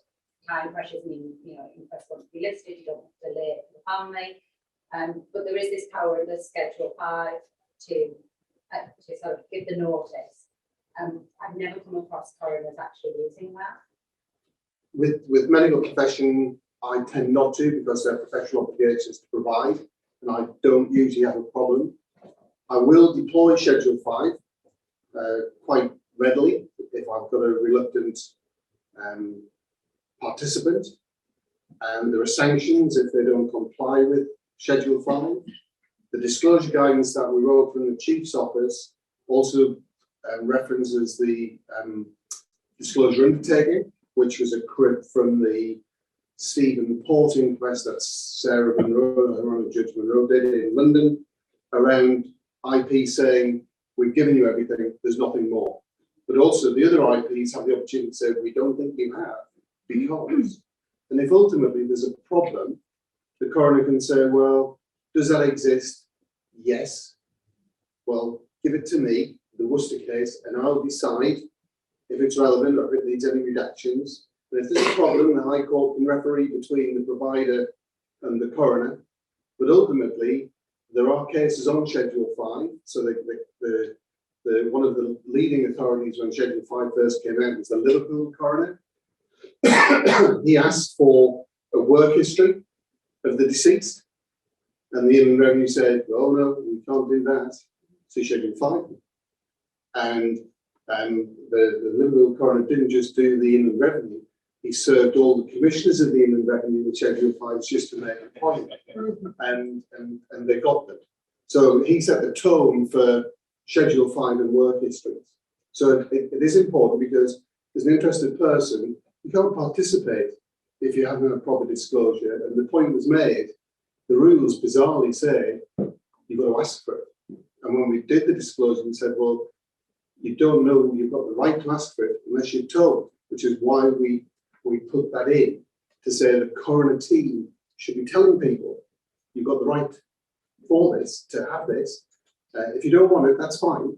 But we're telling you, you can see it. But some families don't want it. They don't want the post-mortem report, or they just want to come along and have a look at documents because they can be voluminous and get out of control very rapidly.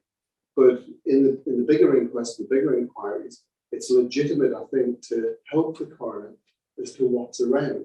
And that would be a health trust saying, we've got this, we've done this critical incident report, or whatever it might be. And then the coroner can make an informed decision about it.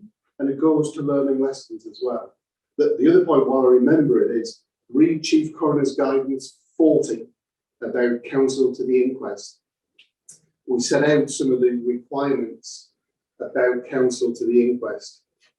And that included complexity, novel point of law, adversarial subtexts, lots of media interest. And you will find that coroners will be instructing more counsel to the inquest than ever before, because although we're in charge of the inquiry and the lawyers are generally very helpful, it's sometimes very difficult to navigate your way through when you're sitting there on your own and you've got box loads of documentation. And if the coroner's heading for counsel to the inquest, why not the family? Why not the family? Or counsel to the inquest can assist the family. And I find good inquest lawyers do help the family. They bring copies of the cases. They don't present as aloof and difficult. And they're not working in cahoots with them, but we've tried in the Chief Coroner's Office to emphasise the importance of sensible participation.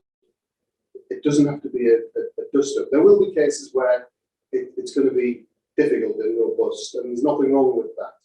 But generally, coroners are really striving for the truth, which is what most families tell me they want, and they don't want it to happen to somebody else. The importance of it being clear. But have a look at the Council Inquest and guidance. It is useful. We've got time for 1, 2 more questions. Anybody else? Well, thank you very much for attending today. Firstly, going to pass thanks on to Derek for a really insightful lecture. I think I've certainly learned a lot, even practicing in the area and sitting. I think that there's always a learning curve in such a developing area.